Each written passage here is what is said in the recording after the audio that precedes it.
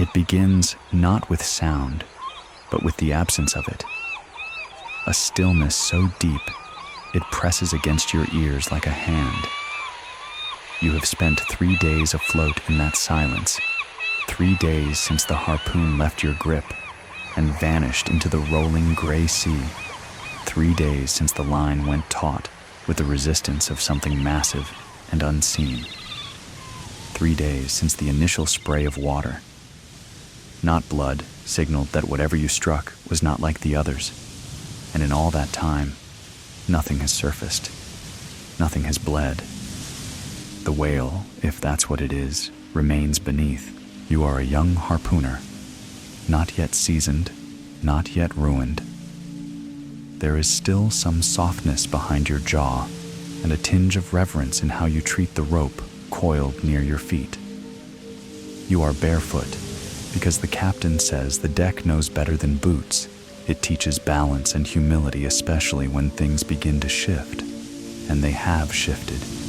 You feel it in the wood beneath you, in the way the ship's spine creaks, not with movement, but with something closer to dread. This morning, when you stood above the stern pulpit watching for a rise, you noticed something no one else seemed to catch. The birds are gone. The sky is blank. No gulls, no cormorants. Not even the oily flap of those gray sea pigeons that usually hover over bait trails. You didn't mention it, not out loud. There's been too much muttering already. And when silence rules, speaking feels like blasphemy. The crew is restless. They no longer speak in full phrases, only in nods, grunts, and glances. Even the cook, normally loud with garlic breath and foul jokes, now whispers to the knives instead of the men. Yesterday, he passed you a bowl of boiled kelp and said nothing, but you saw his eyes flick toward the water as if it might overhear him. The captain, a man named Rune with a beard like tarred rope and eyes paler than sea ice, stands nearly unmoving at the prow. He has not slept, or if he has, it was with eyes open and hands clenched around the tiller. He hasn't ordered a course change. He hasn't changed his shirt. He smells of pitch-dried sweat and something like rust. You struck the whale. That much is certain. You saw the back barnacled, ridged like a mountain slope, too smooth in places, too unnatural in others. You remember the moment your harpoon left your hands, trailing its rope like a silver umbilical. You remember the slight hiss of impact, but you never saw blood. No frothing red on the waves, no pink mist like with normal kills. Just silence, then a vibration so faint it was like a tremor in your jawbone. And then the line slackened, then pulled again, then settled. It never ran. That's the thing that no one says aloud. It never ran. All whales run. All wounded things do. But this one stayed. Or worse, circled. By the second day, the ship no longer moved of its own accord. It drifted, not rudderless, for the rudder obeyed, but aimlessly, like a compass spun without a needle. The helmsman swore they were following a current, but no current should move in a loop. You passed the same splintered log twice. You saw the same jellyfish spiral past the bow, bobbing like a dream that won't fade. A seasoned sailor, old Barrack, with fingers like broom bristles and eyes filmed over from past squalls, took a piece of mirror glass and tossed it overboard. The fragment floated for a long while before suddenly vanishing into the water, not sinking, just disappearing as if it had passed through a curtain. He didn't say a word, just turned away and began humming an old church tune under his breath. The wrong tune. The one about Jonah not coming back. You sleep on the deck now like many of the others. Below the hull groans. And though no one speaks of it directly, everyone knows at night there is knocking. Not from inside the ship, not from the wind playing tricks with wood. No, the sound comes from beneath. Faint taps, gentle, deliberate, as though something below wants to be let in or let out. On the first night, you convinced yourself it was your imagination. The second, you couldn't sleep at all. The third, last night, you tried to keep your eyes shut as long as possible, hoping sleep would carry you away before the knocking began again. It didn't. You opened your eyes to find the stars above replaced by a kind of green shimmer, not unlike what you've seen in old ice caves during childhood winters in the north. The light had no source. It flickered just beyond the railings. No one else stirred, and you wondered if you were the only one seeing it, or if you were the only one left awake enough to notice. There is a name some of the men have begun to use when they think no one hears. Not aloud, not clearly, but in muttered syllables under breath or scratched faintly into wooden bowls. Blutval. You do not know this word. It does not belong to any tongue you've learned. Not Norse, not Breton, not Old Frankish, and certainly not the tongue of charts and merchants. But when you hear it, it feels familiar, as though it were waiting in the back of your throat, a word your bones remember. You are not sure anymore if you struck a whale. And this thought, quiet, slippery, treasonous, has begun to grow roots in the damp soil of your mind. Because if it isn't a whale, what is it? Why hasn't it surfaced? Why hasn't it bled? Why does it now feel closer than ever? At midday, you lean over the starboard rail and let your eyes drop into the water. It's glassy, clearer than it should be, and below the ship, deeper than the depth ought to permit, you see nothing. Not seaweed, not plankton, no trail of bubbles, only a murky shape vast and unmoving like a wound carved into the ocean itself. And just as you squint to define it, the ship groans again, loud this time, a sound like breath caught in a throat. Back, someone whispers behind you. You turn, but no one is there. You rub your eyes. You haven't cried in years, but your lashes feel wet. Whether from salt wind or tears, you can't say. The ship's bell has not rung in a day and a half. The timekeeper has forgotten time. Meals are given out by handful, not by hour. There is no rhythm anymore. The sun rises late and sets early. And when it sets wrong orange, leaking into green, and green fading to violet too fast. Some men have taken to carving little symbols into their bunks. You watched one sailor press a nail into the wood until it snapped in his palm. He kept going with the broken tip. You did not ask what he was drawing. You recognized it anyway. The same shape your mother once stitched into your baby blanket, a circle within a square within a spiral. You always thought it was just a pattern. Now you're not sure. Tonight, the water will speak again. You know this. It has rhythm now, not wave, but breath. And when it breathes, it stinks of copper and wet stone. And you who held the harpoon, you who struck first, you will have to face what's beneath, because nothing that waits 3 days in silence is wounded. Nothing that watches without blinking is blind. And nothing that fails to bleed is meant to die. You have begun to understand that the silence on deck is only half the story. A brittle, crusted surface tension, hiding a deeper thrum that resonates below down, where the lanterns flicker in damp air, and men move in shadows, hunched over tasks they no longer name aloud.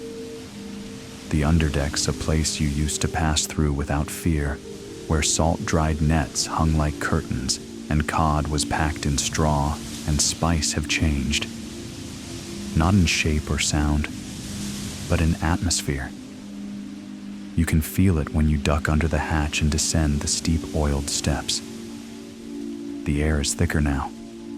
There's something fungal in it, something that clings to your nostrils and seems to bloom in the back of your throat. It tastes not only of brine, but of age a-rot that isn't decay, but memory gone sour. You go below more often now, not because you want to, but because you must. The deck no longer feels safe. Not when the sea reflects no light and the wind refuses to sing.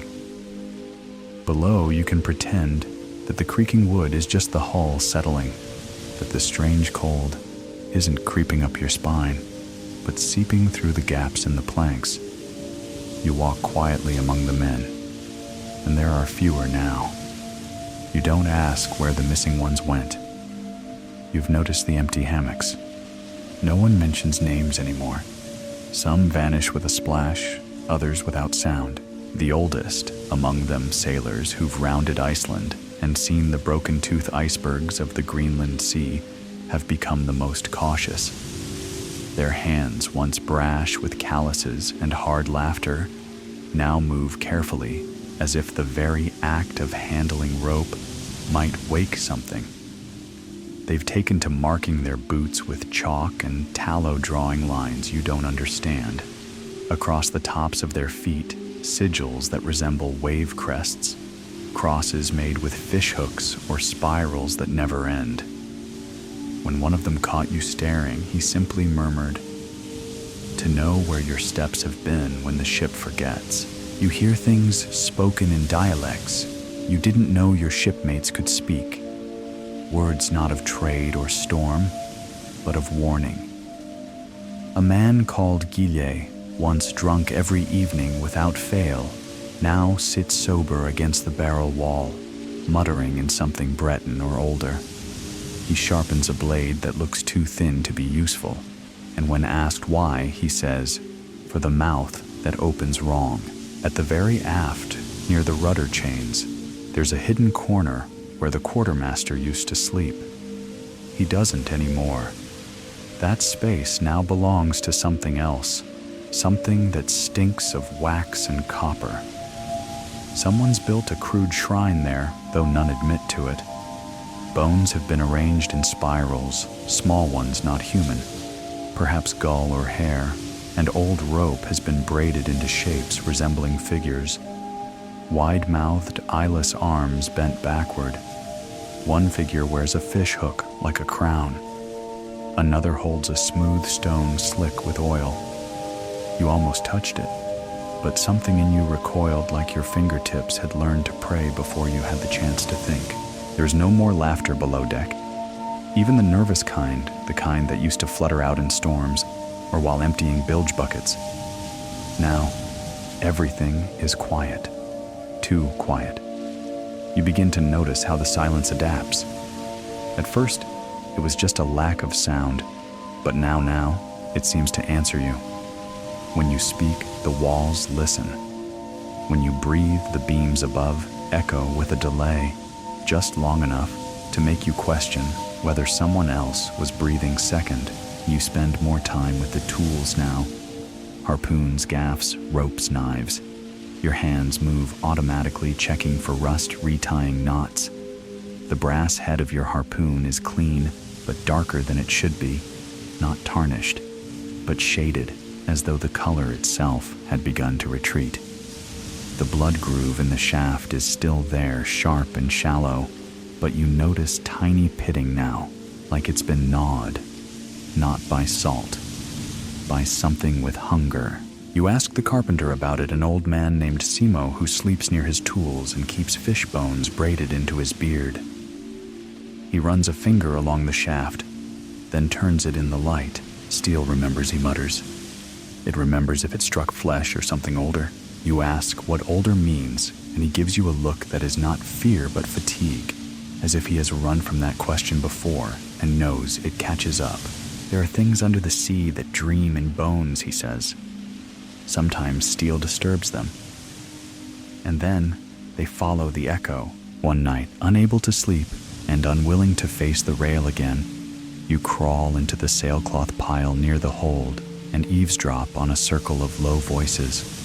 They are telling stories not in joy, not for comfort, but for memory. To preserve, maybe. You hear the name Blutval again, this time clearer, and followed by a tale. They speak of a beast from the trench, not a whale, not quite, that mimics the shape of whales to lure ships. It waits until a harpoon strikes it. Then it follows, not out of pain, not out of anger, but curiosity. It wants to know who dares wound it, And once it learns your scent, it never forgets. It moves through deeper layers of water. It sleeps in the tectonic hollows. And when it surfaces, it does not do so to breathe. Whales breathe, says the voice. This one waits until breath is not needed. There's a silence after that. The kind that comes with agreement. No argument, no scoffing, not even the nervous laughter that might follow a tall tale. They all believe it, or they've seen too much not to. Then comes the voice of the cook, the one with the whisper knife hands, and he says something that makes your fingers go cold against your knees. It doesn't feed on ships, it feeds on stories. It follows the ones told too loudly.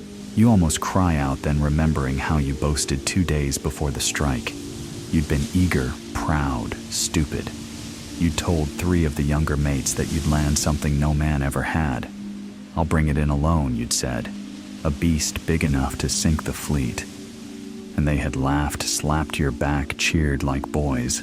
Now you wonder if it hurt. You keep that thought close like a wound you don't dare press. But it festers. It always does.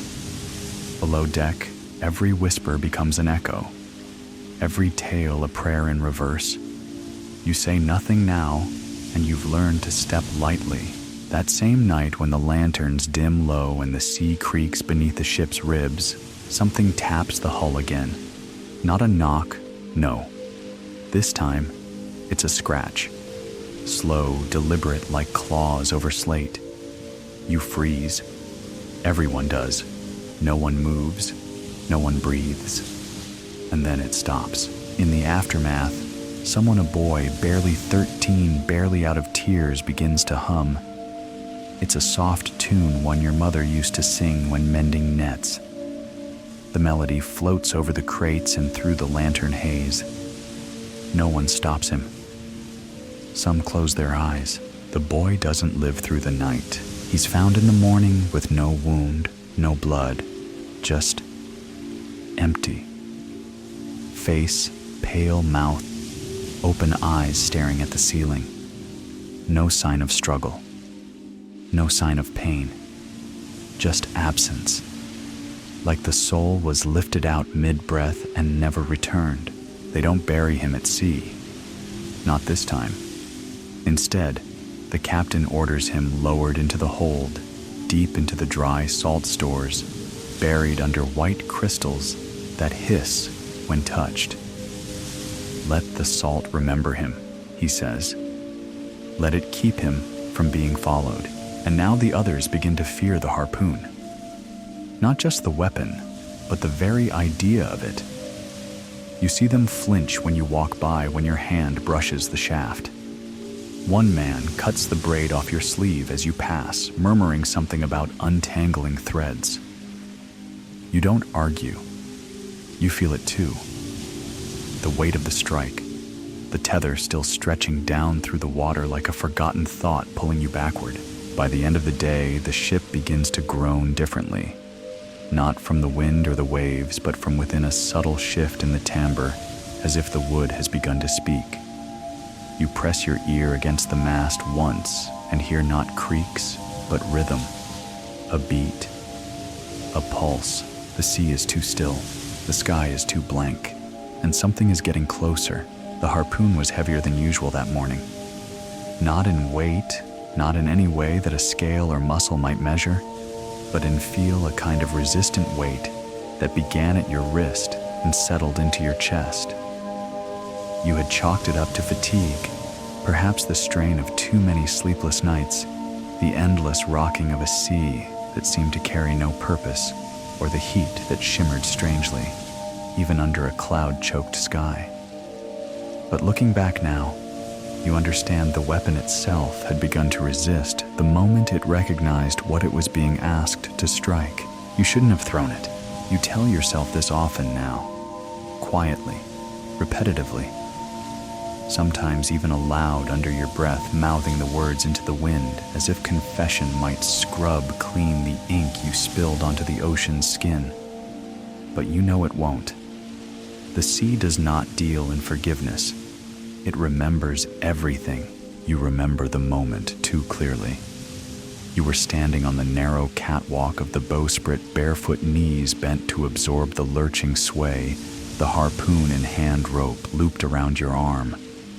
The others had shouted, but their voices seemed muted as though the wind had swallowed them before they could reach you. Ahead, just off starboard, the water had bulged a ripple, then a rise, then something vast rolling just beneath the surface, like a moving island made of glistening night. You had aimed instinctively, heart pounding in your ears, the salt burning your eyes, and released. The throw was perfect, a straight line, clean. You felt the impact in your teeth, a jolt that snapped through your bones like lightning through a tree. The rope sang as it uncoiled, and then silence. No thrash, no scream, no dive.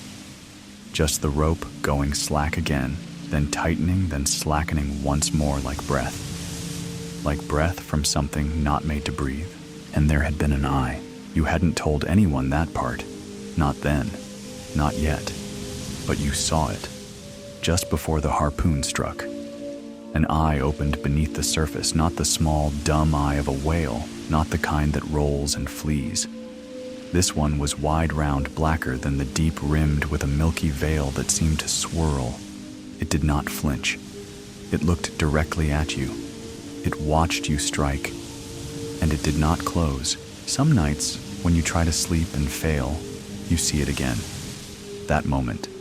You slow it down in your memory. Try to convince yourself it was imagination. Maybe a trick of the light.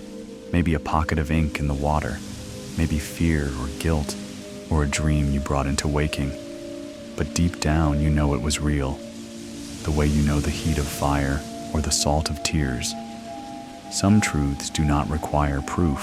After the throw, the mood on the ship began to shift almost instantly. At first, there had been a brief celebration. Some of the men clapped your back. Others shouted about the size of the bounty they expected. One or two even sang a short bar tune before the quartermaster silenced them with a glance. But the mood turned quickly. The days passed. The beast never surfaced. The deck grew quiet, and something in you changed. You noticed it first when you tried to eat. Your hands trembled. Not from hunger or fear, but from a strange sensation you could not name, as if your blood had grown too thick, too heavy to move through your veins properly. The food salt pork bread crust, dried citrus peel, tasted like nothing, like dust, like it had never been alive. You chewed without swallowing, then excused yourself descending to the deck to spit it out over the side. That night in your hammock, you dreamt of hands. Not human, not quite. Long-webbed things that reached from under your bunk and pressed gently against your chest, not to harm, but to hold, as if measuring your ribs, as if counting your heartbeats. You woke with your shirt damp and a fine trail of salt clinging to your skin. You said nothing. Who would believe you? And what would it matter? By the next morning, your harpoon, the very one you'd thrown, was returned to the rack. You hadn't noticed who brought it back. You hadn't even seen it retrieved from the water. But there it stood, leaned carefully against the storage wall, cleaned of blood that never came. The rope recoiled too tightly, almost as if it had never been used, almost as if it had never left your hand. You didn't touch it again. Others did briefly. One sailor, Mathis, a journeyman, with a grin like chipped ivory, tried to test the edge. He barely brushed it with his thumb before gasping and dropping the shaft. Not because he was cut. He wasn't. No wound, no blood. But his skin blistered, not like from heat or acid, but as if something ancient in the metal had rejected him. He never touched it again. And a day later, he stopped speaking entirely. You tried to apologize to the captain. You stood on the quarterdeck, hat in hand, sweat running down your spine, and whispered something about not knowing and not meaning. He didn't turn around, just stood there, eyes fixed on the horizon, knuckles white on the rail. Too late, he said. it remembers. You didn't ask what it meant. You already knew. That day, someone tied bells to the rigging. Small ones, meant to warn of motion, or perhaps to distract. They clinked softly, but sometimes they rang when there was no wind.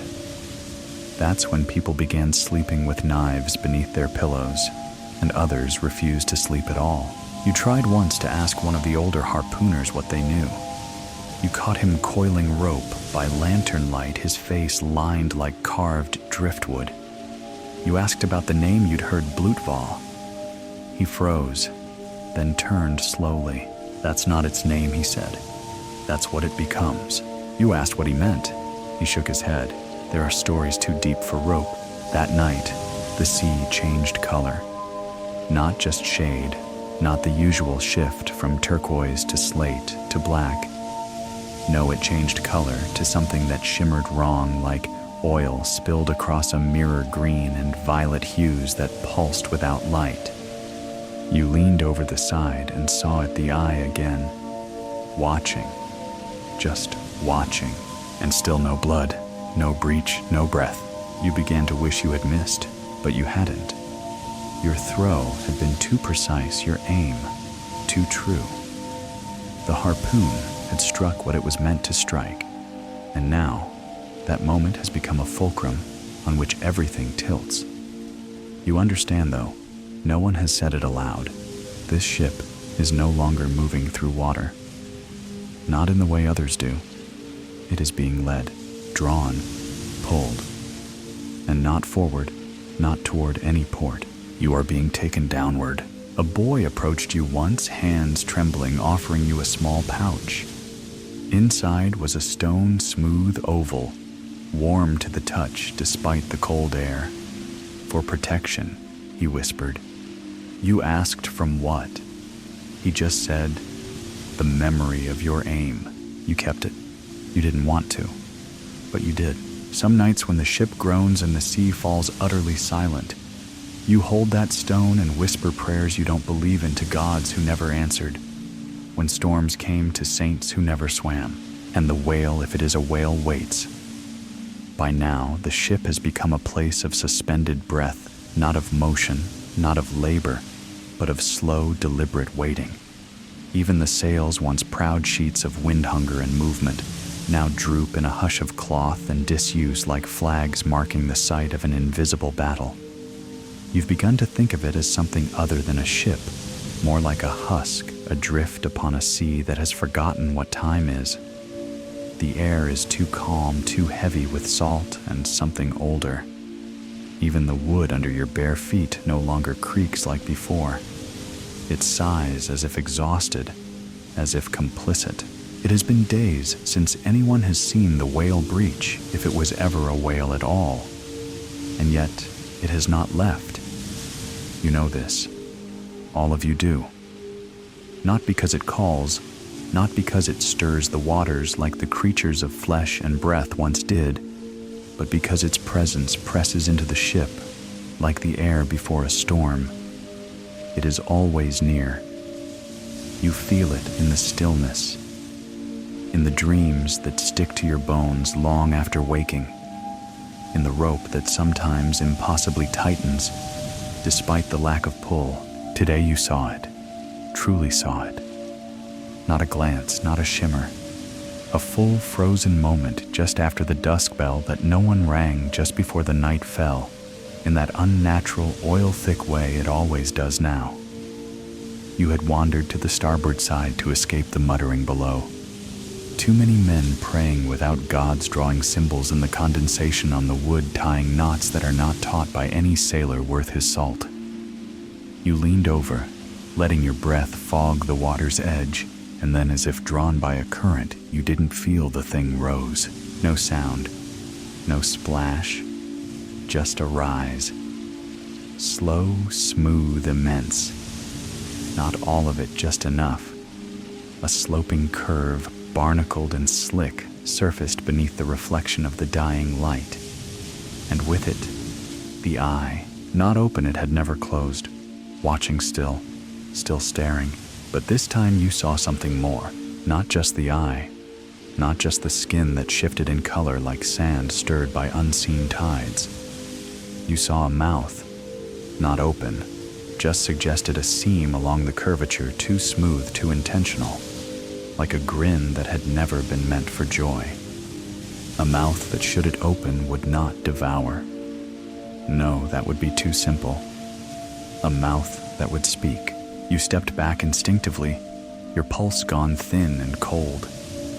But the whale, or whatever you must now call it, did not move. It remained there, motionless in the water, a mountain half buried in liquid darkness. No movement, no twitch, just watching, and then a ripple, small, barely there. But across the glass of the water, something moved, a vibration that didn't come from wind or motion, but from sound, not heard, but felt.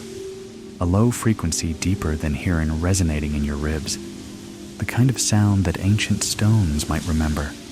It passed through you like a word spoken directly into your bones, and you knew then, with no doubt, that the creature had not surfaced to breathe or to feed.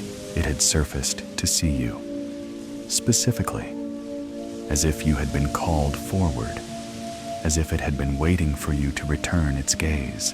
You staggered back, heart thudding in a rhythmic panic, legs turning clumsy beneath you. Someone called your name, or maybe just thought it, so close was the voice to your own. You turned, half running, half stumbling across the slick planks, barely registering the glances of those you passed. No one asked where you had been. No one followed. They already knew. Or they already feared to know. Back in the hold, you sat in the dark, between two barrels of pickled herring, and tried to forget. But forgetting is not something this ship allows anymore. Not now. Dreams return too vividly, and waking life now carries the symbols of things you've only ever imagined. The grains in the wood form patterns. The knots in the sails seem to shift when unobserved. Once you looked at a bucket of stagnant water and saw letters forming in the surface, not of any alphabet, but of shape and meaning. They meant hunger. Others have seen it too. The whale, though no one speaks directly. Not about the eye, not about the shape. They say it when they must. They spit when they do. And they light candles made of whale fat and oil, not for light, but for scent, to remind the air that there are still living things aboard. The captain has changed. Rune no longer speaks in commands. He watches the sea the way a widower watches the door, not in hope, but in acknowledgement. His beard is flecked with white now, not ash. Hair. You don't remember it being there last week. And his eyes have gone deeper, as if whatever was behind them has taken one step back, leaving only a hollow shimmer. He asked you one question last night. Did it blink? You didn't answer, because you don't know, and that terrifies you more than if you did. Did it blink? Does it need to? Someone tried to chart its path. Not the navigator. He's been mute for 3 days, ever since he scratched a circle into the wood with a compass point, and the circle wouldn't close, but a cabin boy with a knack for ink. He drew where the whale might be based on sightings. The map he created makes no sense. The trajectory is a spiral, not outward, but inward. A funnel. A labyrinth. As if the ship is being drawn not across distance, but into depth, not deeper into the sea, but deeper into something else. And the whale follows, or leads, or both. You find yourself imagining its anatomy not in a biological way, not in any scientific sense, but in the way you once imagined the layout of a cathedral before ever stepping inside. You think of hollow spaces, of rib-vaulted caverns, of eyes that see through wood and memory. You wonder what organ could allow it to remain so still for so long. What kind of blood does not cloud the water when pierced? What kind of skin resists time salt and steel alike? And yet, something strange has begun to happen. You feel watched, yes, but not hated, not hunted, not in the way a fish fears a predator. This gaze is studious, observant, curious even, like a scholar reading an unfamiliar text, or like a god regarding a miswritten prayer. It does not want you to die. Not yet.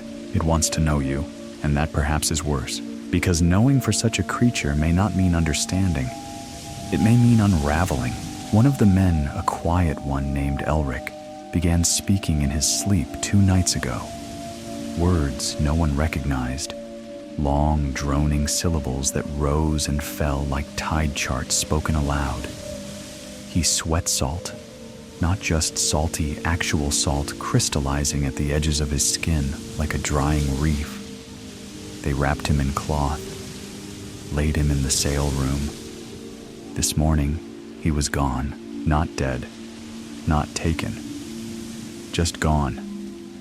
No signs of struggle, just the faint scent of whale oil and the echo of his final word which lingered in the sailcloth like perfume.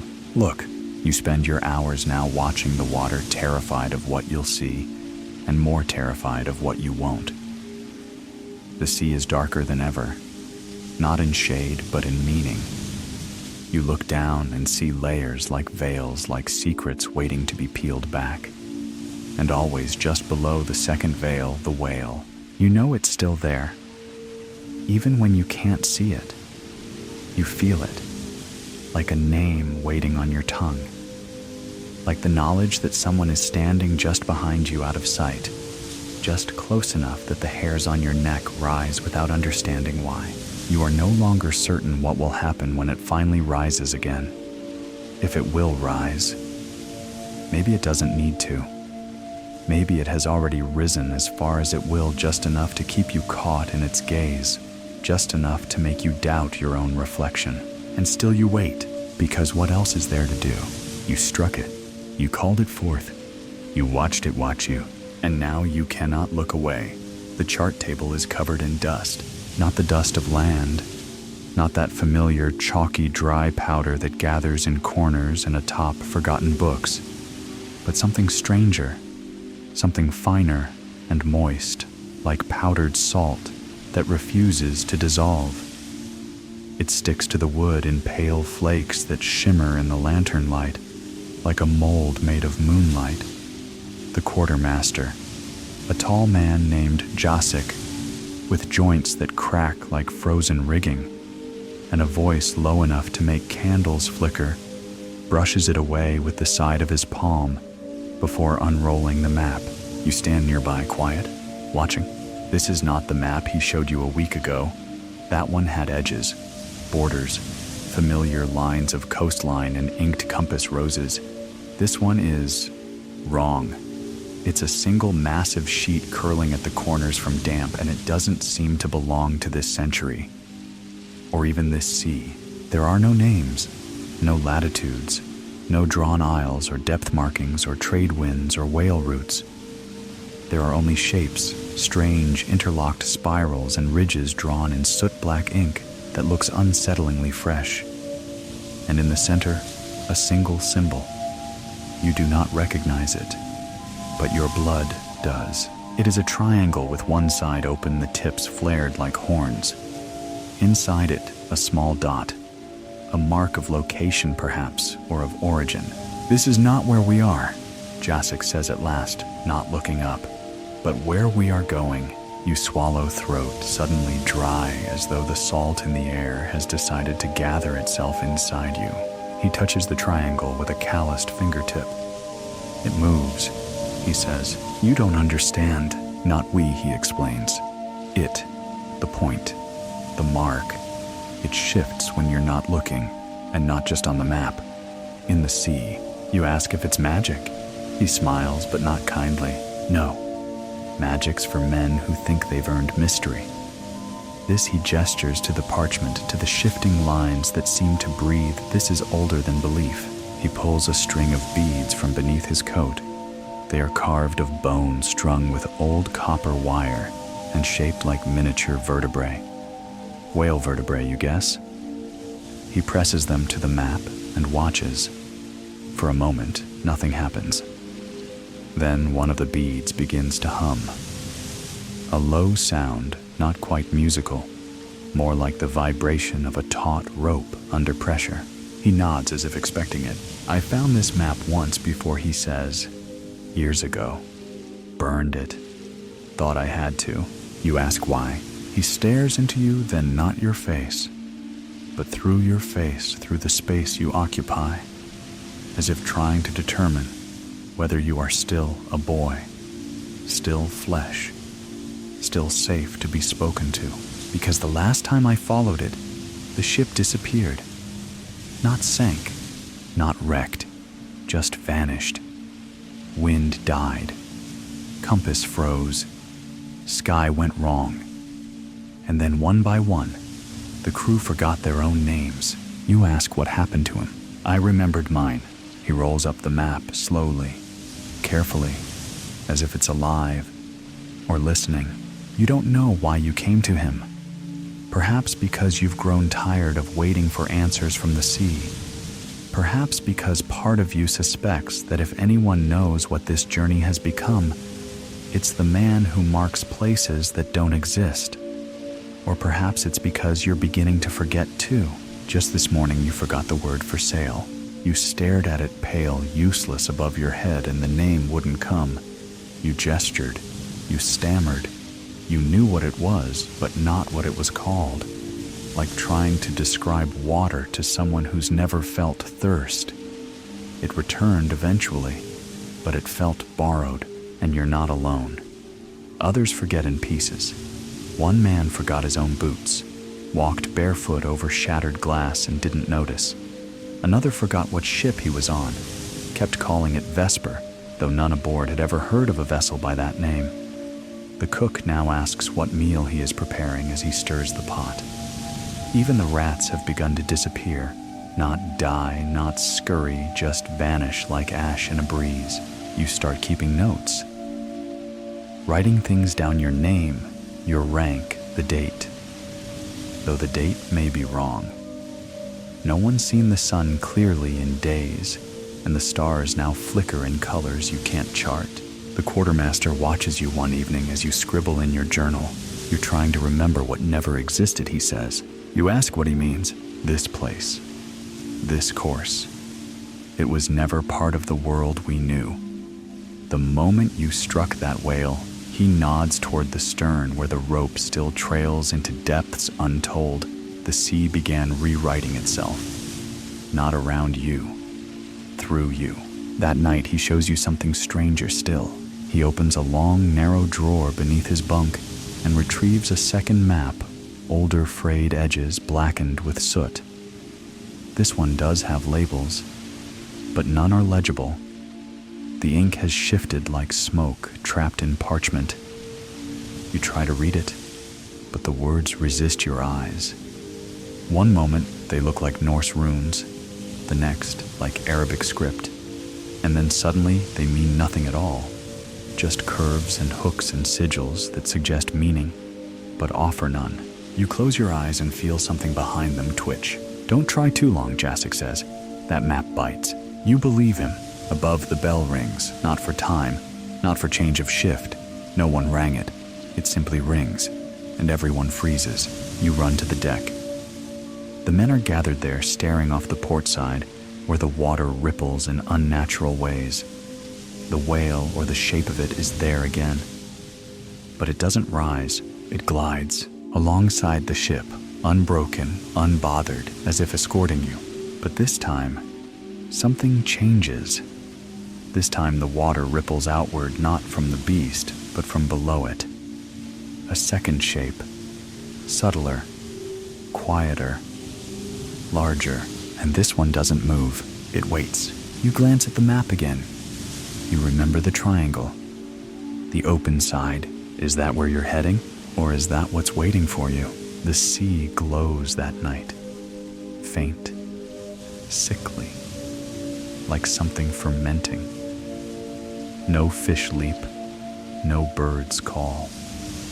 And the rope, the same rope that connects your harpoon to the creature, now shimmers faintly, as if charged with something that does not belong in this world. You ask the quartermaster if you're cursed. He laughs once, a sound like bone-tapping metal. No, he says, you're charted. You dream of maps that night, maps that fold inwards, maps that scream when opened, maps that lead not to treasure, but to understanding, the terrible kind, the kind you cannot survive. You wake with blood on your lip and ink on your fingertips. The ink is not your own. You stare at your logbook and see a new entry, one you didn't write. It reads, "We were never meant to find it." You look at the map again. It has changed. The point has moved. The light they used was borrowed. Not from the sky, which had ceased to offer its usual luminous gifts. The sun now rose like a bruised memory and fell with the dullness of lead, and not from the stars which had grown unreliable, their positions flickering in and out of ancient constellations like forgetful gods rearranging themselves in the heavens.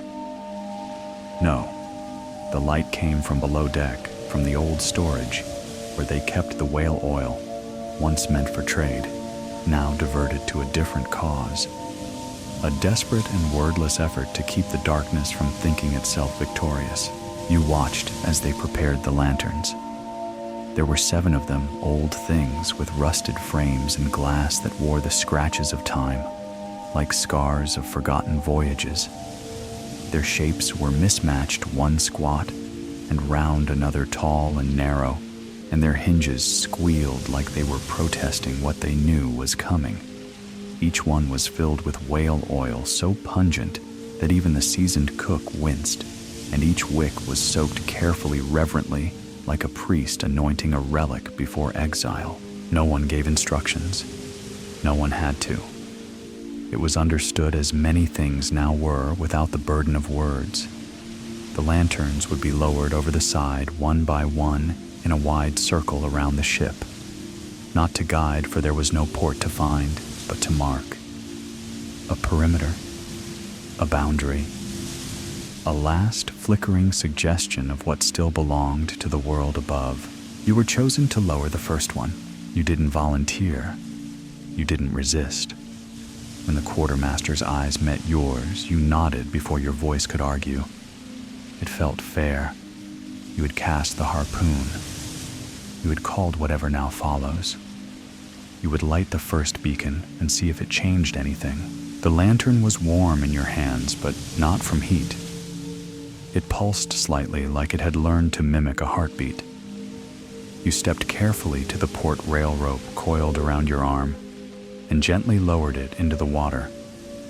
The flame flickered, bent toward the glass, then steadied as it sank, floating a few handspans above the surface. You watched it rock there, a strange little star on a dark mirror, and felt something you hadn't felt in days. Hope? No, not that, but a shape close to it. The way one might feel at the edge of a cliff, knowing the ground beneath is still holding even if the air above beckons. The other 6 were lowered in silence. The crew moved like monks now, their gestures deliberate, slow, ceremonial. No laughter, no curses, just breath and the creak of rope and the faint, persistent clicking that now came from the hull, as though something beneath were using fingernails to trace the shape of the ship.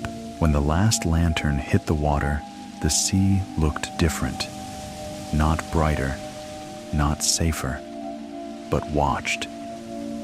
As if the lanterns had cast not light, but attention, and the sea for the first time seemed to notice it was being seen. The effect was immediate, though subtle. The air shifted. The wind, which had been listless and sour, stirred once again, just enough to flap a sail like a cough.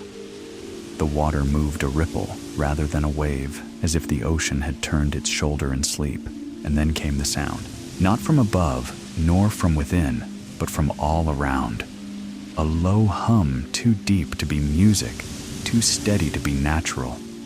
It vibrated in the rails and the lantern glass in your teeth. You dropped to a knee, the rope burning your palm, and gritted your jaw as your vision blurred with it. Others fell too. Some clutched their ears, some just froze, eyes wide, mouths open in silent understanding. The hum faded, but something had changed. The lanterns began to drift, not away, not outward, inward, toward the center of the circle. Slowly at first, then faster, like leaves pulled into a drain. The ropes twisted, tightened, and snapped without sound, and the flames, still lit, impossibly began to spin in a slow whirlpool, forming a spiral that pulsed with unnatural rhythm. You reached over the rail to pull one back, but the quartermaster grabbed your wrist. No, he said, not harshly. It's watching. You looked out. Beyond the circle. Beyond the reach of the lanterns. The sea was not empty. The whale, or the shape you still pretend to call a whale, had returned. Just beyond the light. Immense. Still. Its presence pressing on the water without breaking it. And behind it shapes. Other shapes. Larger. Dimmer. Moving only when you didn't look directly. You closed your eyes for a moment, and when you opened them, they were gone. Only the central flame remained. One lantern still lit, still spinning now directly beneath the bow. The ship did not rock, but you felt it shift, as if the sea itself had tilted just slightly, acknowledging some ancient geometry that had finally been completed. The captain came above deck, just then, his coat, open hair soaked, though there had been no rain. His eyes scanned the circle, then fixed on you. Do you feel it? He asked. You nodded, though you couldn't name what it was.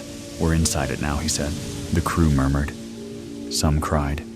One man laughed until he choked. No one stopped him. That night no one slept. The lantern light remained a flickering ring around the ship, but it did not feel protective. It felt like a seal, a binding, a spell spoken in flame. You sat by the mast arms around your knees, listening to the groans of the wood beneath you, longer, now deeper, almost like sighs. You thought of the old tales, the ones your grandfather muttered before sleep, of ships that sailed into the mouths of beasts thinking they were bays, of oceans that opened not downward but inward, of lights that glowed not to guide, but to mark the edge of the world.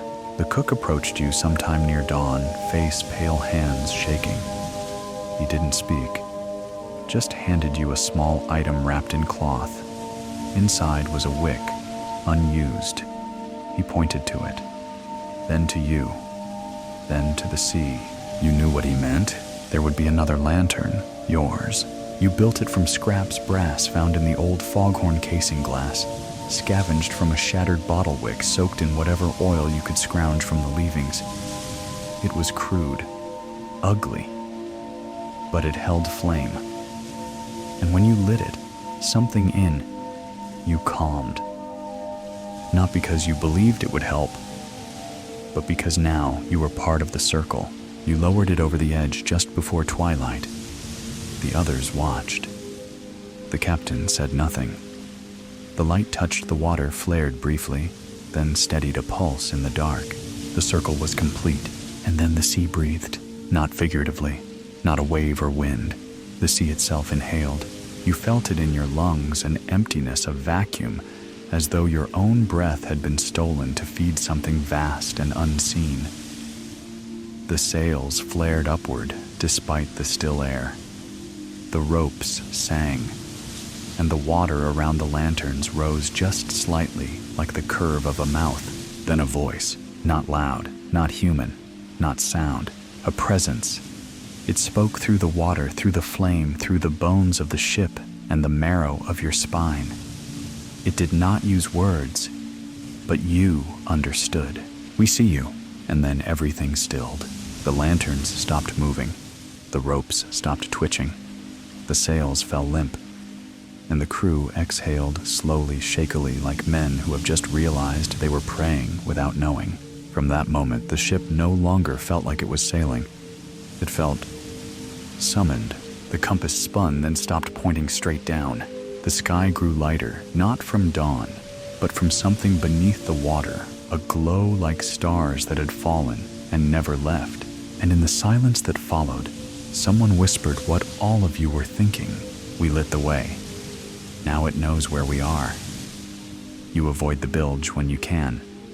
Not because it smells worse than the rest of the ship, though it does, but because there's something about the space beneath the space that feels not merely low, not merely damp and hidden, but wrong, as if the act of going down into it breaks some quiet contract between you and the rest of the world.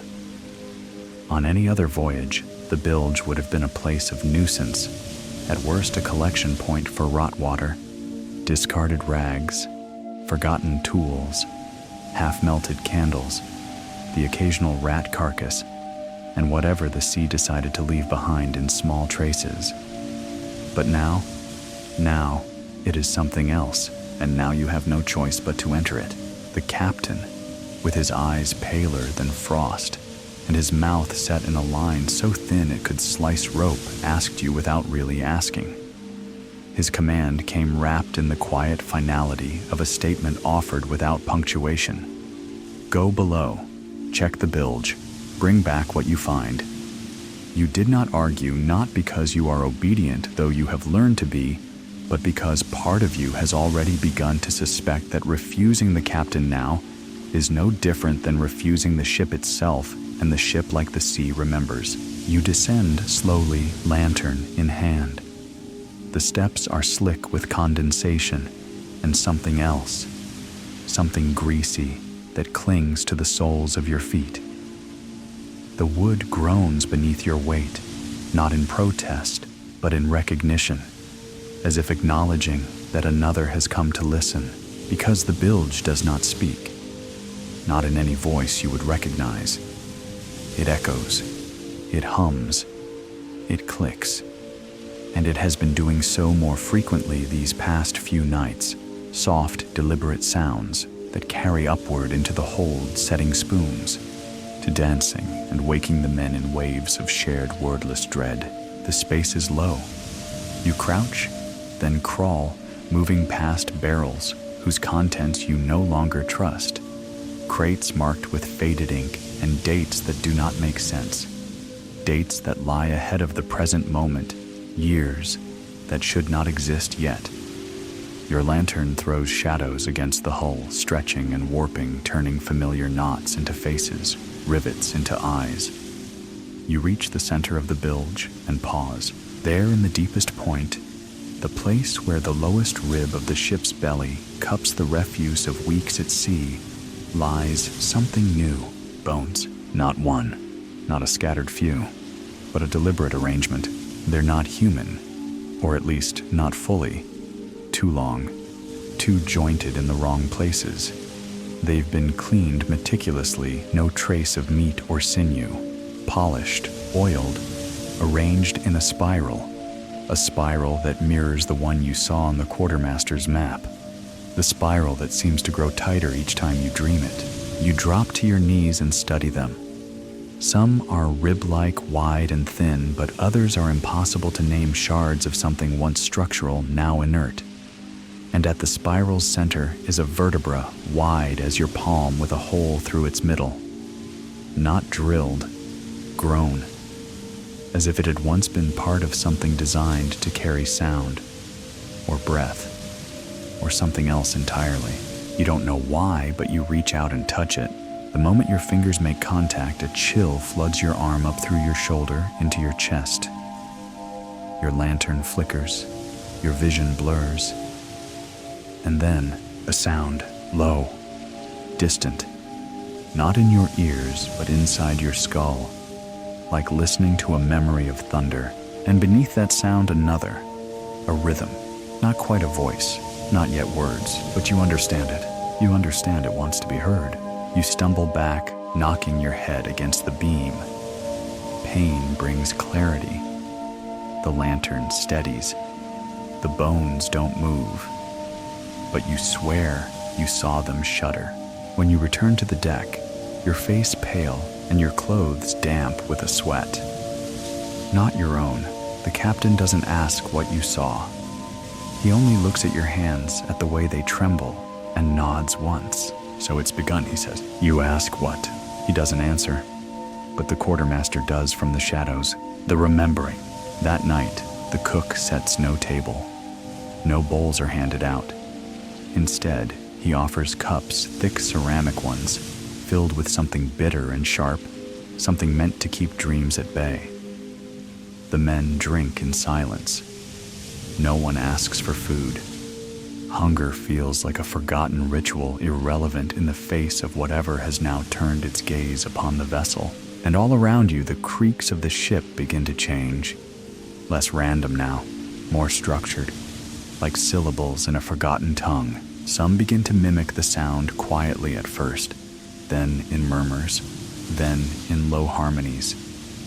You hear them below deck, kneeling beside the bilge, chanting in half-formed phrases that match no known prayer. You do not join them, not yet, but you return to the bones. You go again the next night and the next.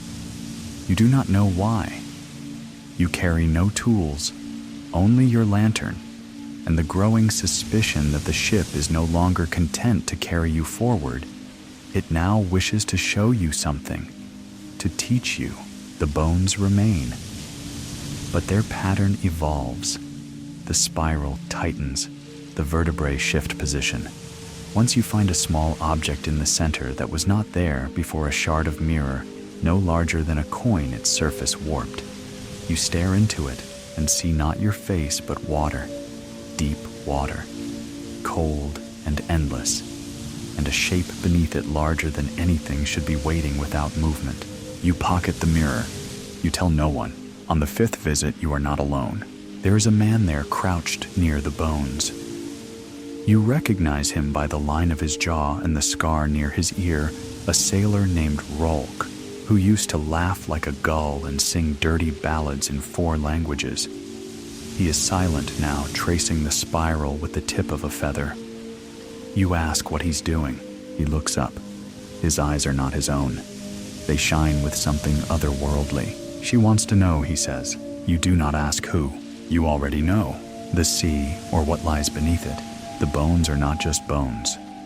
They are questions, laid out by the ship itself or by something it carries. Each night they change, and each night you understand them a little more, not with logic, not with language, but with resonance. Like hearing the rhythm of a drum before you understand the music. One night, you wake with words on your tongue, words you have never learned. You write them down. The quartermaster sees them and pales. Their directions, he says. To where? He doesn't answer. You ask the captain if he believes the ship is cursed. No, he says, we are. You begin to see the bones in other places. Not real ones, but their shapes. In the knots of the rigging, in the cracks of the deck, in the foam left behind in the wake. The spiral is everywhere, even in your dreams, especially there. And every night the whispering grows louder, not malevolent, not angry, but eager, like something that has waited a long, long time to speak. There comes a time on any voyage long enough when you begin to forget the shape of wind. Not its sound, for that is carved into the grain of every board beneath your feet and the fabric of every line that lashes your palms. Nor its absence, which is worse than stillness. It is a kind of judgment. But the shape, the very body of wind, how it holds the sails like a mother, cradling the arms of the mast, how it slides between the fingers like an invisible current full of direction and certainty. This, you begin to forget. You forget what it is to feel the tug of speed on your skin, the sharp breath of a storm's promise, the way a true gust will slap you to attention, like a slap from someone who loves you just enough not to kill you. And now the wind is gone, not merely still, not quiet. It is absent in the way that a lost child leaves behind not silence, but echo. The sails do not sag. They do not flutter. They hang like heavy curtains in a sealed house, unbothered by breath or intention. The flags once used to signal to speak in the semaphore tongue of sailors now dangle lifelessly from their poles like forgotten skin. The The rigging sags. The masts creak, not with strain, but with neglect. The wind has not died, it has chosen to go elsewhere. You ask the captain if this is normal. He does not answer. You ask the quartermaster if he's seen this before. He nods, but his hands tremble when they grip the rail. Not often, he says, only when the sea wants us to listen. To what? He does not say. The cook no longer boils anything. There is no flame, no smoke. Even the fire has begun to fail, refusing to rise, to crackle, to behave as fire should. It only smolders. Everything does. The men do not cough anymore. They sigh. And those who once grunted with the weight of labor now merely murmur, walking slower, speaking less. Some have stopped eating. Others chew without swallowing. They do not starve.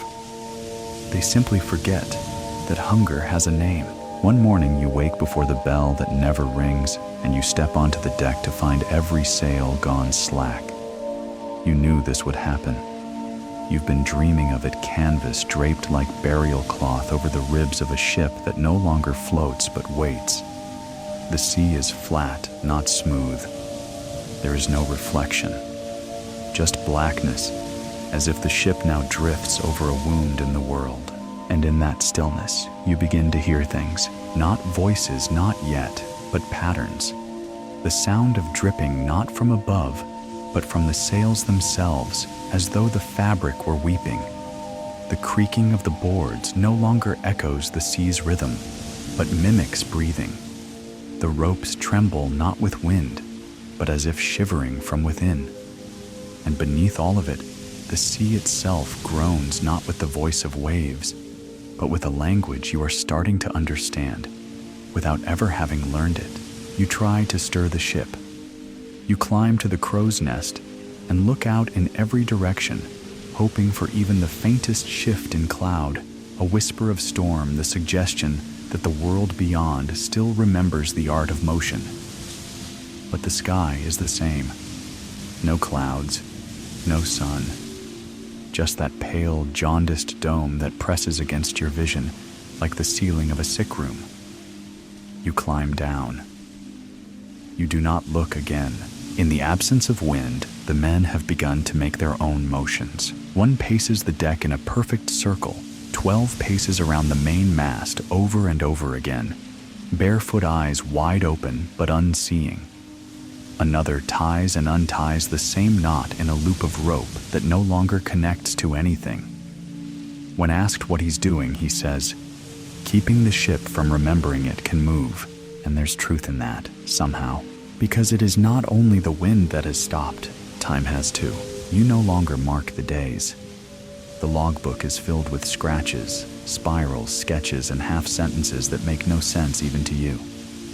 The ink blots itself. The pages feel damp even when kept dry. The hourglass the quartermaster once used to change shifts has stopped flowing, though the sand remains loose. The bell clapper is rusted, even though no salt spray reaches it. The shadow of the mast no longer moves across the deck.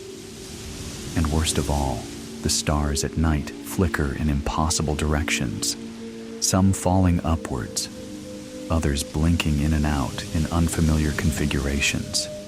Constellations with names you are terrified you almost recognize. The youngest boy aboard asks you what day it is. You tell him it's Tuesday. It's not. You're sure it's not, but you say it anyway. He doesn't respond. He just stares at the sky, and for a moment you think he's listening to something you can't hear. Then he says very softly, "There's a shape in the stillness." You ask what he means, but he doesn't answer. Later that day, he cuts all the laces from his boots and ties them around his fingers like rings. No one stops him. When the captain emerges from below that night, he is carrying something wrapped in oilcloth. He does not tell anyone what it is. He walks to the prow, kneels, unwraps the cloth, and sets the object down. It is a weather vane. You blink. Why a weather vane? You ask yourself, and then you realize the captain is not hoping for wind. He is watching. The vane does not spin. It does not twitch, but as the lantern light flickers, you see it breathe, just once. Like it too remembers what motion used to be. That night you are awakened by the sound of laughter, not joyous, not mad. Just steady quiet, rising and falling like tide against stone. You step into the dark and follow it. It leads you to the sails. They are rising, slowly, gently, as if caught in a wind no one else can feel. You look to the others. They sleep, or pretend to. But you see the ropes lift, the canvas tighten, not with air, but with will. The ship is moving again, not forward, downward. You run to the helm. The wheel spins slightly, then stops. The compass trembles, then shatters.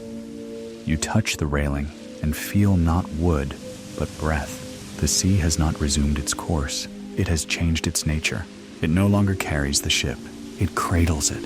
And the wind, the thing you once prayed for, has not returned, because something else has taken its place. Something older, something watching, something that no longer needs sails to know where you're going.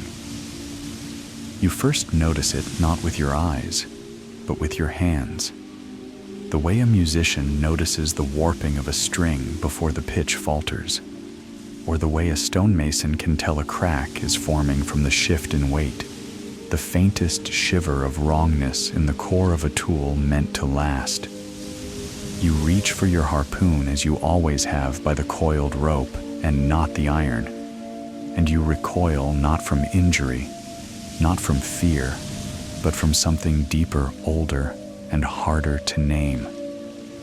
Your fingers come away not with the familiar smear of sea salt or the oily comfort of whale fat, but with something granular, something that flakes, something that should not be there.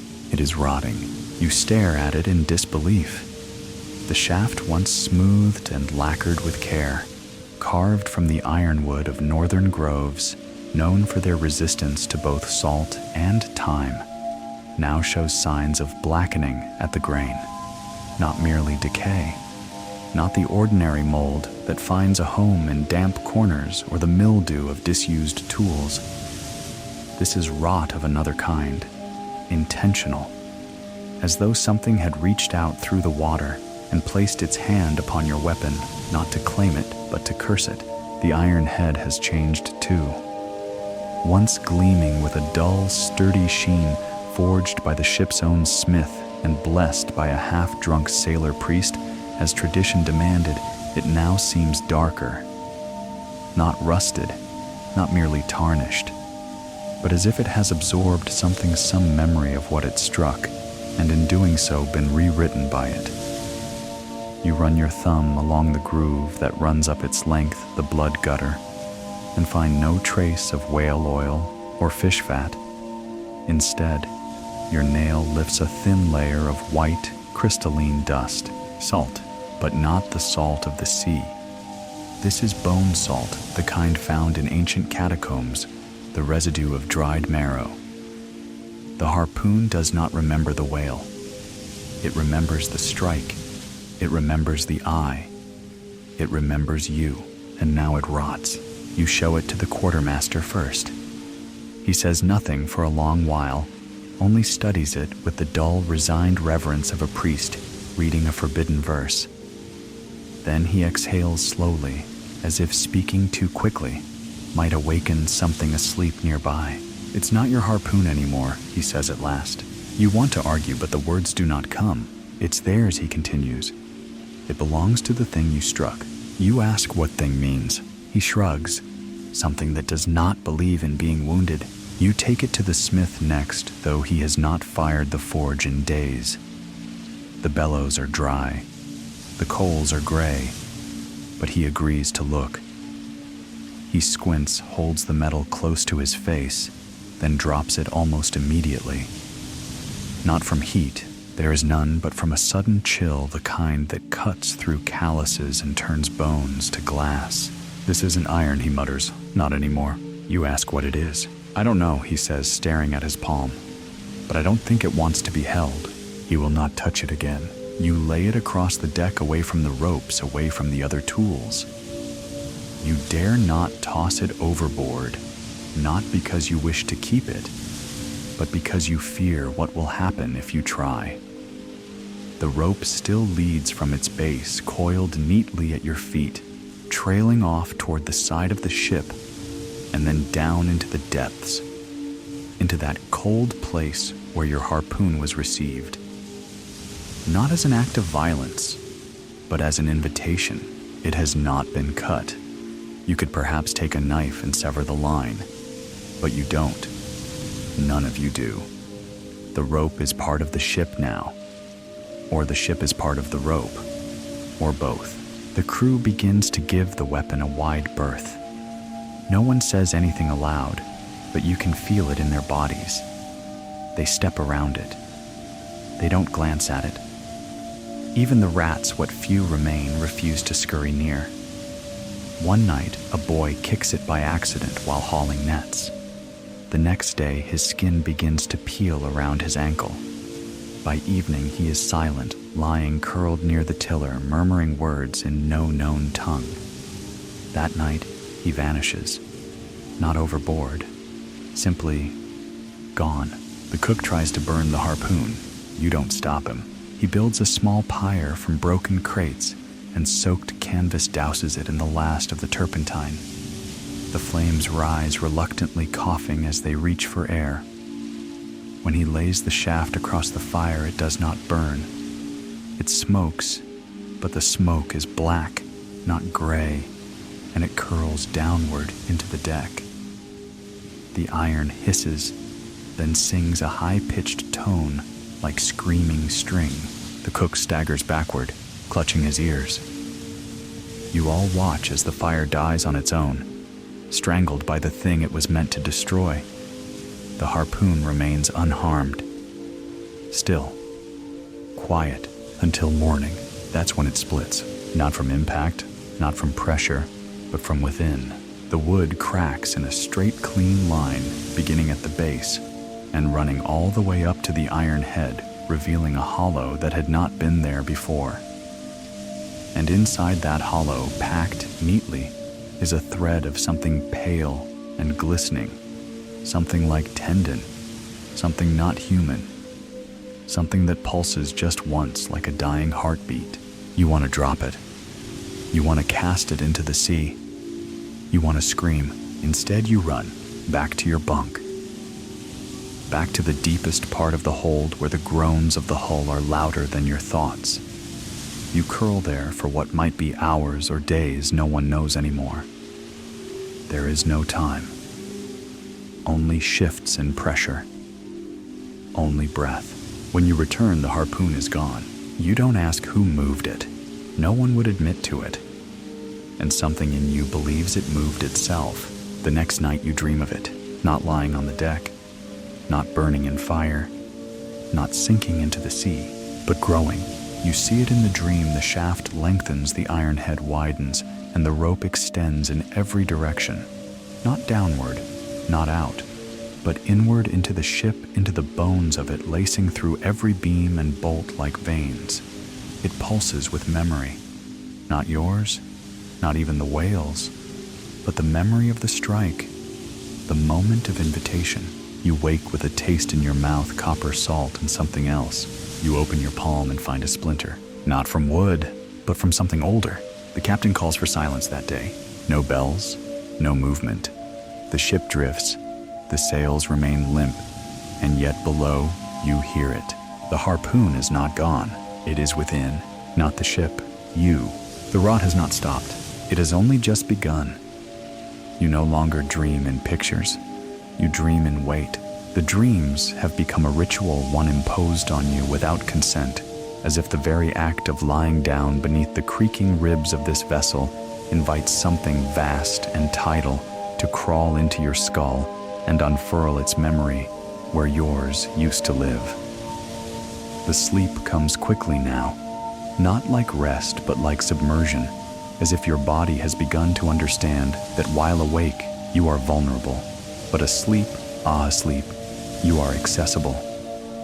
The dreams begin always with the same sensation pressure, not on the chest like the old folk tales of witches or demons sitting astride you, but within the lungs as though the sea itself has taken up residence and is now testing the elasticity of your ribs. It is not suffocation, not precisely. It is a drowning that feels curious. In the dreams, you are not aboard the ship, not in the way you recognize. You are somewhere much deeper in a space that bears resemblance to a hold or a belly, but with walls that move like gills and a floor that pulses like the soft throat of some deep-sea leviathan. It is dark, but not in the way of blindness, dark in the way of closed eyes. And in that darkness you hear your name, not spoken aloud, thought. There is a sense of being regarded, not watched, not hunted, but studied with the intensity of something that does not comprehend the limits of your form and is therefore fascinated by your fragility. You feel as though you are being mapped from the inside out, not just your organs or your skeleton, but your memories, your betrayals, your hungers.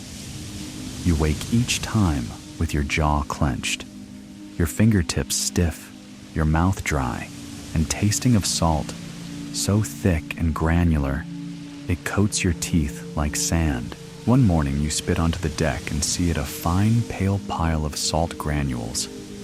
Not mucus, not blood. Salt. You touch it. It stings the pad of your finger. It burns slightly in the cut across your thumb from the day before. It is real, not imagined. Your body has begun to excrete it as if purging something from within, or perhaps offering something to whatever waits below. You do not tell the others. Not because you wish to keep it secret, but because you know instinctively that you are not the only one.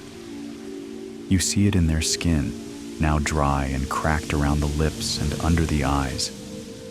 You see the flakes of it left on pillows, on sleeves, on the ropes they handle with calloused, trembling fingers. Some have begun to rub oil on their arms to keep the skin from splitting. Others have given up trying. The smell of whale fat has become constant. You begin to wonder if your body remembers what it is to be human, if it remembers blood. Because sometimes when you nick yourself while working the lines or stumble against the brass fittings of the lantern hooks, you do not bleed red. Not anymore. The fluid is clear, viscous, tinged with something pale and ichor perhaps, or something closer to seawater. It leaves no stain, only a residue that dries into crystalline patterns resembling frost. The cook no longer asks after bruises. The captain does not look too closely. The quartermaster, once so attentive to the injuries of the crew, now spends his nights in the chart room, pacing circles around a map that will not hold still. You try not to sleep. You do. You tie cords around your arms. You keep pebbles in your shoes. You drink bitter concoctions of coffee grounds and vinegar until your stomach churns and your vision wobbles. But it is no use. The sleep comes like a tide rising from your toes, filling your chest, and then pressing down behind your eyes until your head nods and you are taken. And the dreams are always waiting. Tonight the dream is different. Tonight you are not alone in the depths. You are floating, not swimming, suspended in a column of dark water that rises and falls in slow pulses, like a great throat breathing. All around you are shapes. Not men, not whales, not even beasts in the traditional sense. Shapes that echo your own, but stretched, elongated, as if reflected in curved glass or sculpted from softened wax. Their eyes are not eyes. Their mouths are closed, but you can hear them nonetheless. They speak in a harmony of tones that vibrate against your skull, not painful, but so alien that your thoughts scramble to stay intact. One of them reaches toward you. You try to move, but your limbs are heavy. Your bones feel like driftwood sodden and softened by time. The being touches your chest, right above your heart, and where its fingers meet flesh, you feel something shift, not physically, but in the architecture of who you are. Memories flash your first voyage, your mother's humming while repairing nets, the laughter of a brother long dead from fever, a storm in which you believed you would die but did not. And then they are gone, taken not cruelly, not violently, but politely, as if borrowed by a host offering tea, and in return you receive something. Not a memory, a vision, a great spiral of bone rising from the seafloor, like a cathedral made of ribs and tusks curling endlessly downward into blackness. Around it, small lights drift, not lanterns, not stars, but eyes. Countless eyes, watching, waiting. The being pulls away. Its touch lingers in your skin, not like warmth, but like knowing. And then you wake. You sit up too fast and vomit over the side of your bunk. It is not food that comes out. It is salt water, thick, laced with tiny white particles. You do not clean it. You do not tell anyone. You lie back down, trembling. You are not sure you are you anymore. The men are quieter now.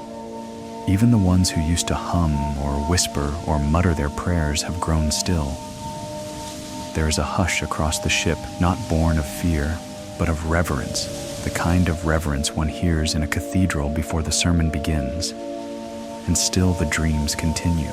You begin to dream of the ship itself, but not as it is now, not as it ever was. It appears in your visions taller, broader, with sails like wings and a hull made of black stone veined with glowing moss. You walk its decks, but your feet do not touch wood. The planks are flesh, warm, pulsing. The ropes slither when uncoiled. The sails breathe. You are no longer a harpooner in the dream. You are a witness. You see the creature in full finally. Not from above, not as a shadow beneath the water, but from within. You are inside it. You are it. You feel its heart, a city-sized engine of wet thunder.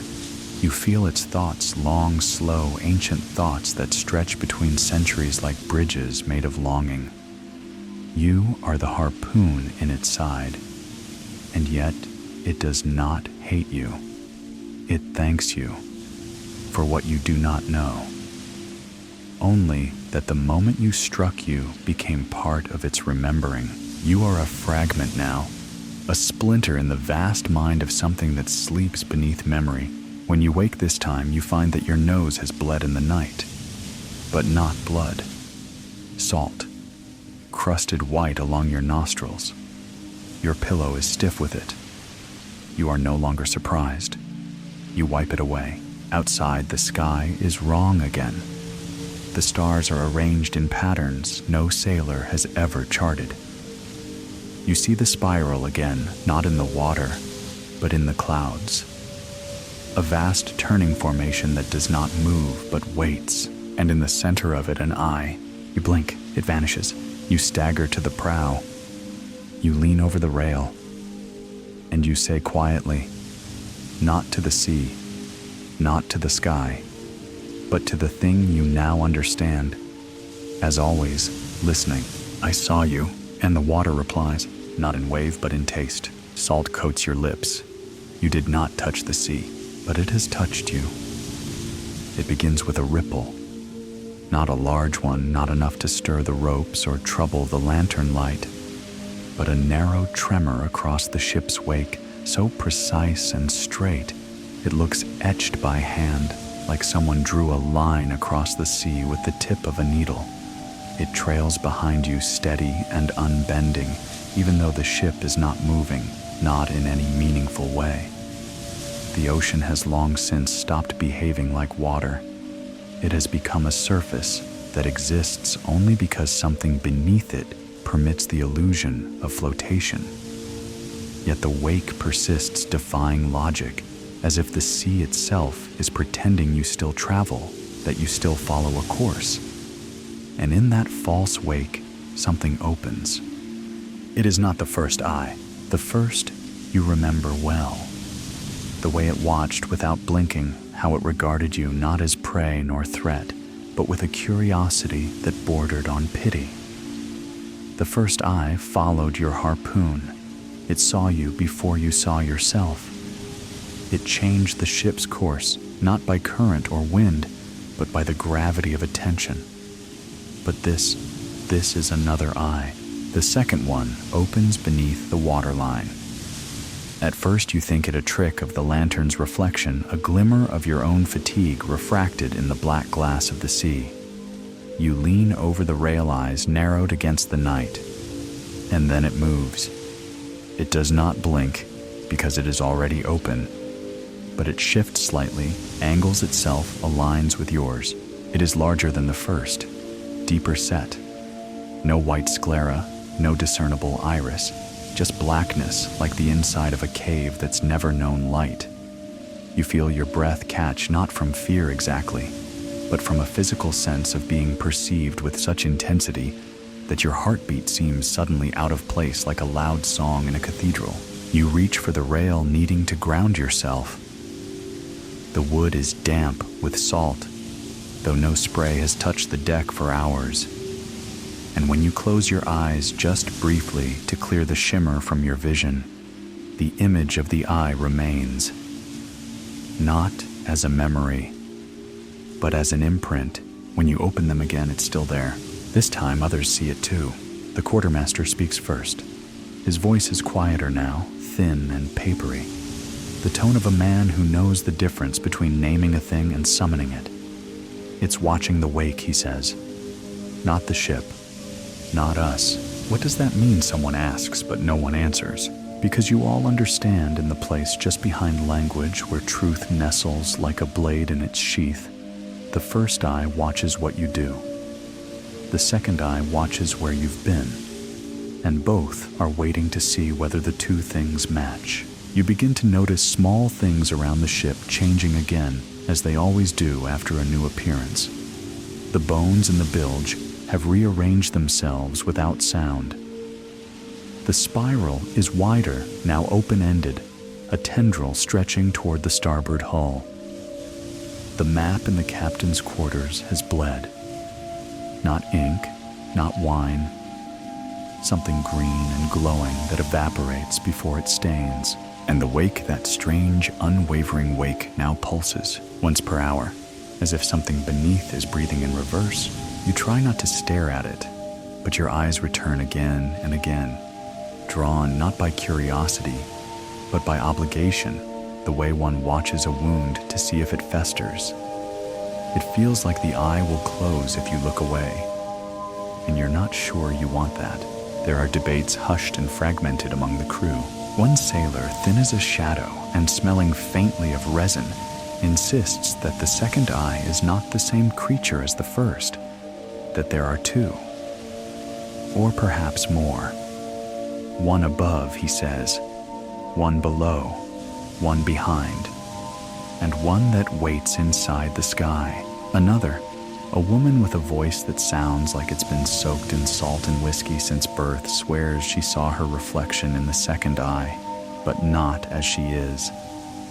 It was me, she whispers, but after everything.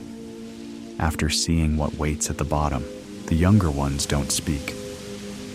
They've begun to bind their heads at night with strips of sailcloth tied across their eyes, not to sleep, but to keep themselves from seeing.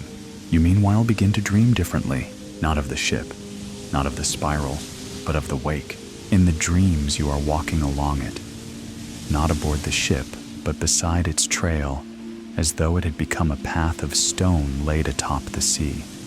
Beneath your feet, you can feel motion, not waves, not vibration, but memory. The wake is made of pasts. It speaks in the voices of the harpooners who came before you. You recognize none of the words, but all of the meanings. You see flicker ships swallowed without storms, fleets that returned empty sailors whose eyes were open and lifeless. They made the same mistake, you think. They saw the first eye. They missed the second. You wake each time with salt on your lips and wetness at your temples, but the sweat is not your own. It smells of copper and ash. You no longer clean yourself. You no longer try. The quartermaster finally approaches you one evening, his hands trembling with some invisible weight, a knot of rope trailing behind him like an afterthought. "I think it's testing us," he says. "What is the second one?" "It's watching how we remember." You frown. "How can it watch memory?" He smiles, but it is not a smile meant for humor, because it is memory. That's what they are. The eyes. They're not organs. They're mirrors, not reflecting what you see, but what you forget. That night you begin to test this theory. You sit by the wake, stare at the eye, and speak your past aloud. You tell it of your first harpoon, of your father's hands teaching you how to tie a bowline, of the girl you kissed once in the shadow of a lantern, and how you both laughed afterward, surprised by your own bravery. You speak and the eye blinks, just once, but it blinks, and you feel it not in your eyes but in your mouth. A taste, not salt, not bile, but memory. The sensation of having swallowed something that was once forgotten. From that moment on, you speak to it every night. Others begin to follow your example. You see crewmen whispering secrets they've never admitted, some crying as they do, some laughing, some speaking nonsense that might be prayer or confession or both. The second eye listens. It always listens, and the wake it deepens, physically, visibly, as though the sea has split open to receive what you say. The captain refuses to speak to it. He stands on the quarterdeck, silent arms, crossed mouth drawn tight like a bolt. But you've seen him at night kneeling at the rail when he thinks no one watches, holding something in his hands, a locket perhaps or a coin. You never ask. You don't need to. One morning you wake to find that someone has jumped overboard. No splash, no cry, just their boots left at the rail. The second eye is gone. The wake is quiet. You think it took what it wanted. But that night it returns, bigger, closer. You don't speak this time, you listen. And in the silence between heartbeats, you hear it speak back. Not in voice, but in feeling. And the feeling is this: not yet. There is a difference between forgetting a knot and watching a knot forget itself. One is a lapse of memory or skill, a mistake of calloused hands or distracted fingers. The other, what you witness now, is a quiet, deliberate undoing. It begins with a simple coil, a bowline you tied before dawn, looped cleanly around the starboard mast, cleat to secure a water barrel. You check it, you test it. It holds. Yet minutes later, when you glance back, the rope hangs loose, its end twitching ever so slightly in the still air, like a worm attempting to remember how it wriggles. At first, you think it's just an error. Fatigue, perhaps. A fray in the rope that made it slip. You kneel, retie it, double knot. It add a half hitch for good measure.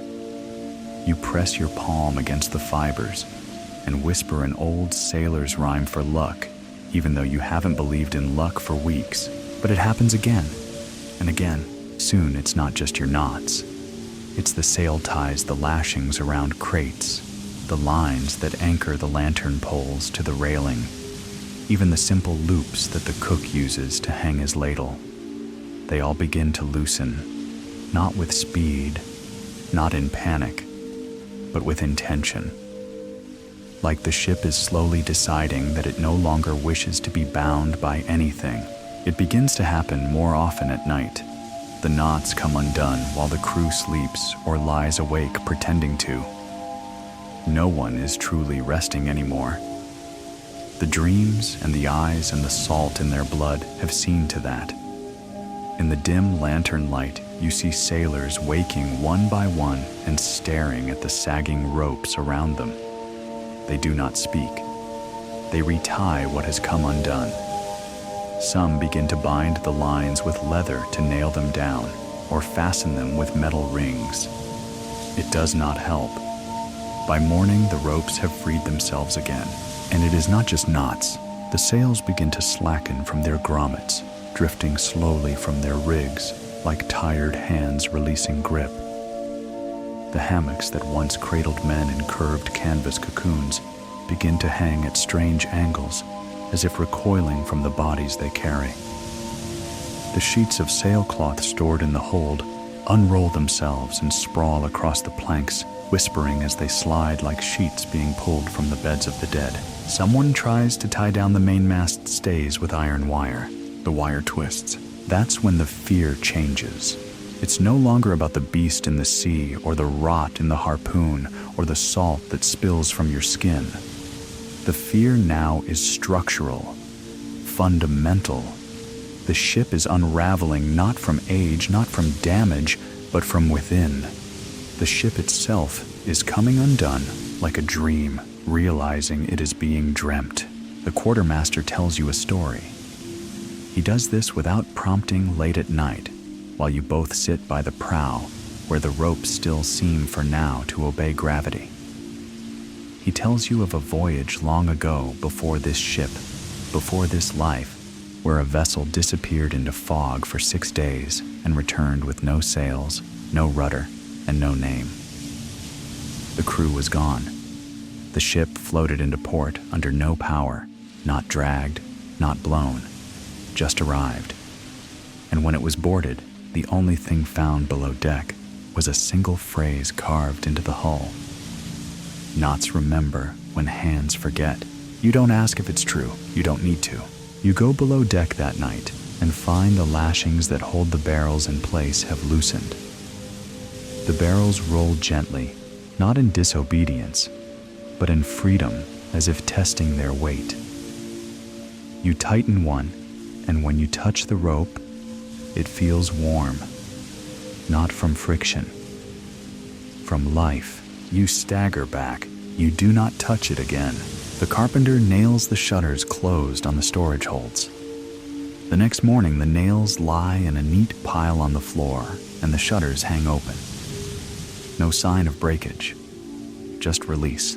You begin to wonder if you're meant to be on the ship at all, if any of you are.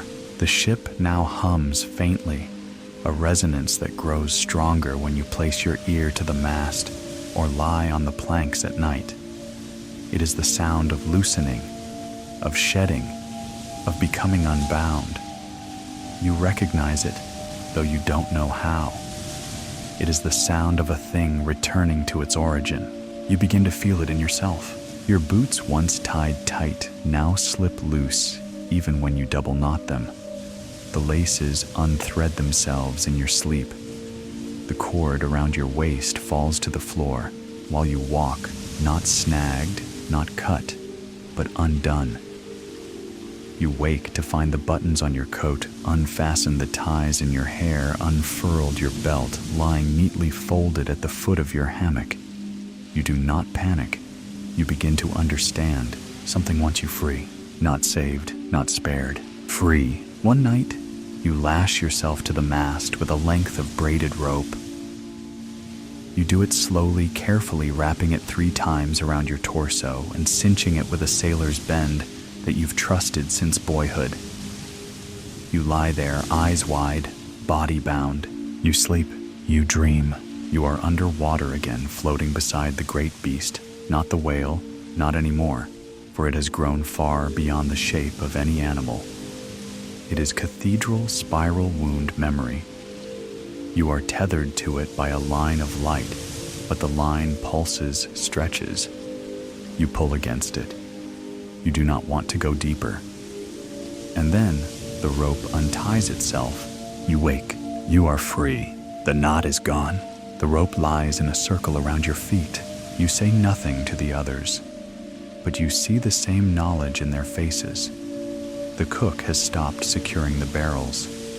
The carpenter no longer bothers to close the chests. The helmsman wraps the wheel in silk instead of rope. The captain sits with his coat, open sleeves, unbuttoned collar loose. No one is fighting it now, not because they've surrendered, because they've begun to suspect that the ship knows something they do not. The sea does not rise, the storm does not come, but the ship continues to release. Each day another bond loosens, a spar drops, a beam shifts. Not collapse, not decay, just letting go.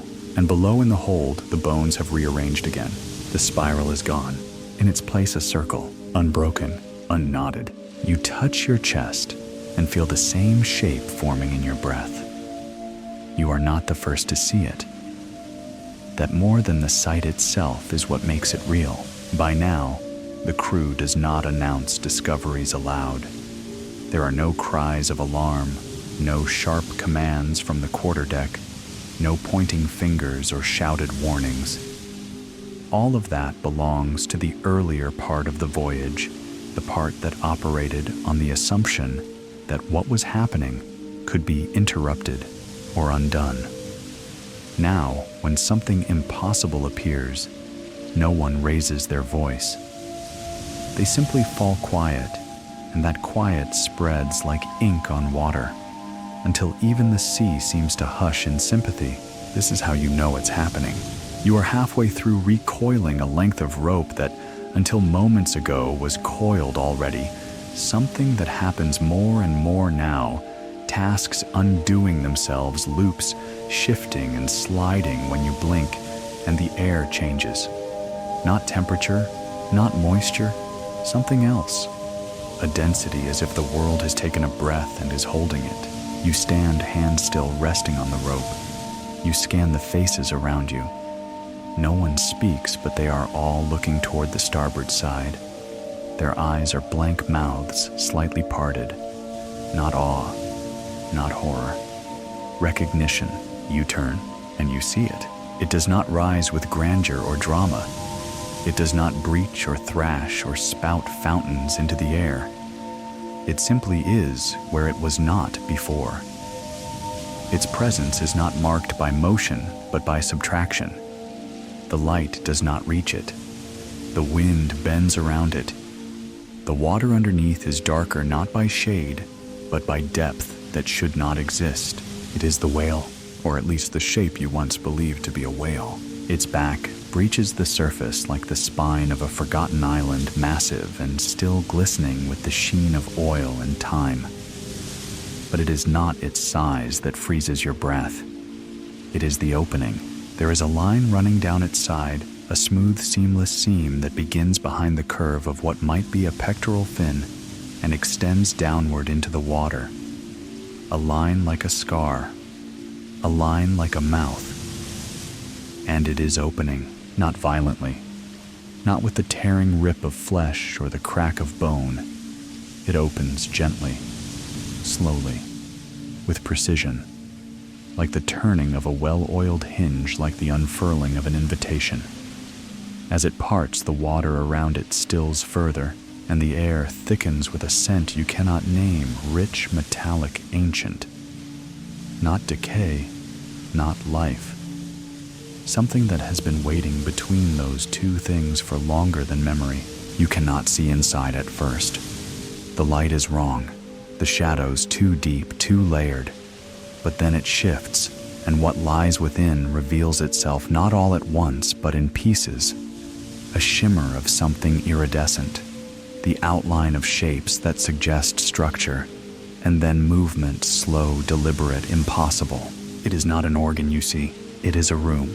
You feel it before you truly grasp it, a space within the whale shaped not like a stomach or a lung, but like a hall. High-ceilinged, arched, lit from within by a glow that pulses faintly in rhythm with your own heartbeat. You should not be able to see this far. You should not be able to see at all. And yet your eyes adjust as though the space has made a choice to allow it. The interior is not wet, not slick. It is not even fully biological. The walls are layered, striated like the stone of a canyon worn by time, but they glisten like muscle and breathe like skin. You glimpse only briefly objects within. Shapes too symmetrical to be natural, placed in rows as if arranged for visitors.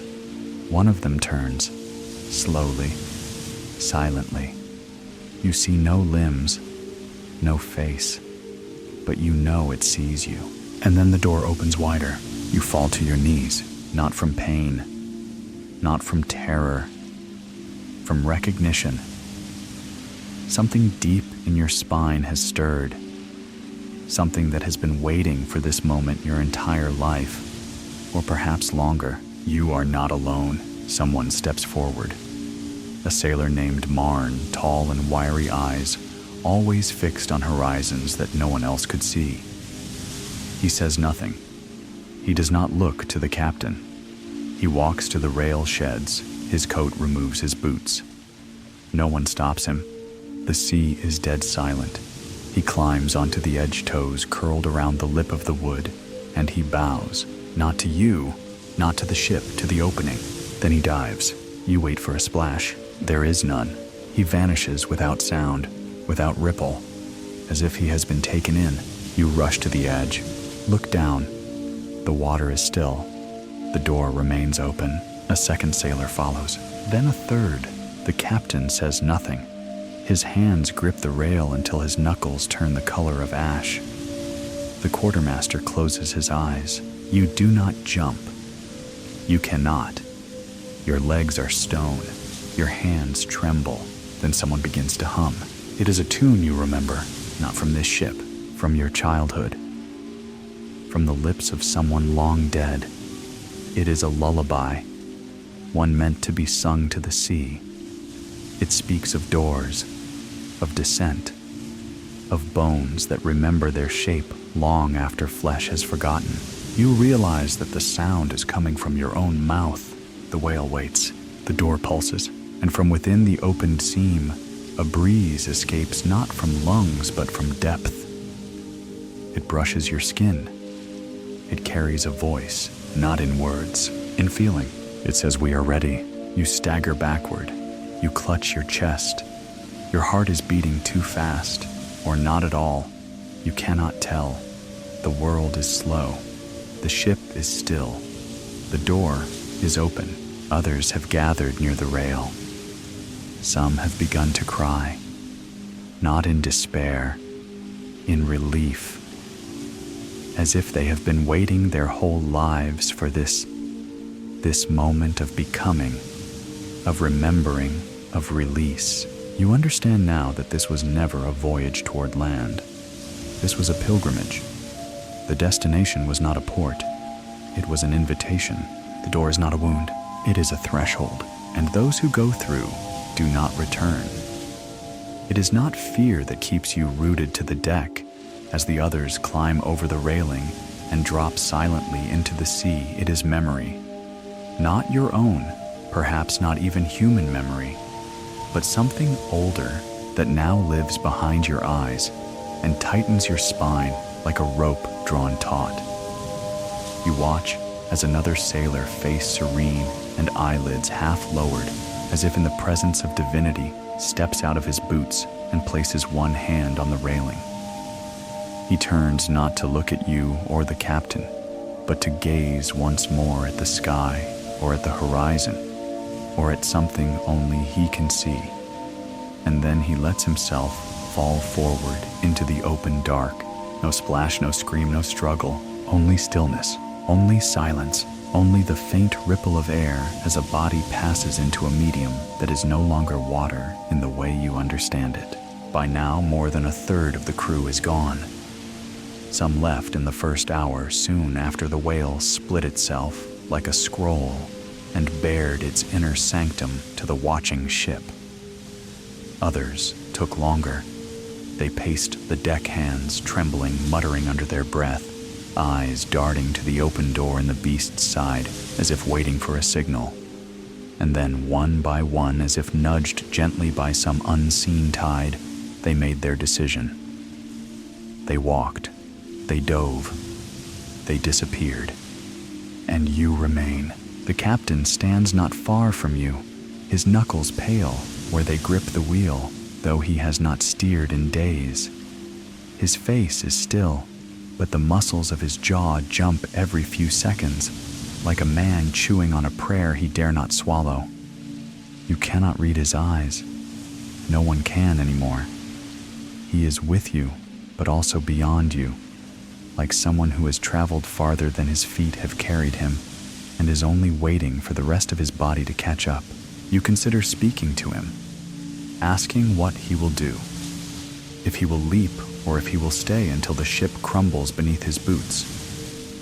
But something in his posture tells you that he has already made his choice. He simply hasn't enacted it yet. A sailor near the foremast weeps openly, face pressed to his knees. He has not slept in 3 nights. Each time his eyes begin to close, he bolts upright, shrieking that he hears the water calling his name, not as sound, but as shape. You do not doubt him. You have felt that same pull, the pressure at the base of your skull, the whisper behind your ribs. There is something beneath the sea that remembers you. It does not call like a siren. It does not promise safety or salvation. It offers no reward. It invites. Like a door left ajar in a long abandoned house, waiting for your footsteps to echo in its halls once more. You walk the deck, slowly testing the boards with your bare feet. They are warm, not from sun which has not shone in days, nor from friction. They radiate a soft, pulsing heat, like skin resting against skin.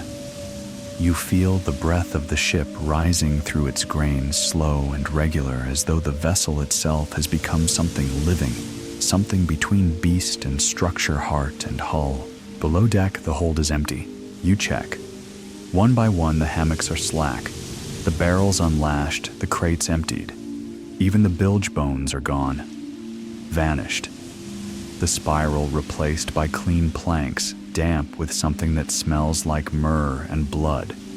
You stare at the space where they once lay now, marked only by a faint groove, a perfect circle cut not by knife or nail, but by the motion of something that once turned there endlessly. You return above. The sea is darker now. Not night dark, depth dark, pressure dark. It pulses with light, slow, phosphorescent blooms that ripple beneath the surface like thoughts. The whale's door remains open wide and welcoming a wound that does not bleed because it was never meant to heal. And from within, that steady glow calls not to your ears, but to your marrow. Another sailor steps to the edge, arms open like wings. He does not look back. And now at last the choice becomes yours. It has been building for days, perhaps weeks, though time has lost its grip on you. The clocks no longer turn. The compass spins or sits still by whim. The stars have rearranged themselves into unfamiliar constellations, symbols that resemble bones, teeth, doorways, eyes. You understand now that the sea beneath you is no longer merely water. It is story. It is return. And it is asking. You could stay. You could remain aboard this vessel now hollowed of its crew, and memory drifting slowly through whatever uncharted realm this has become.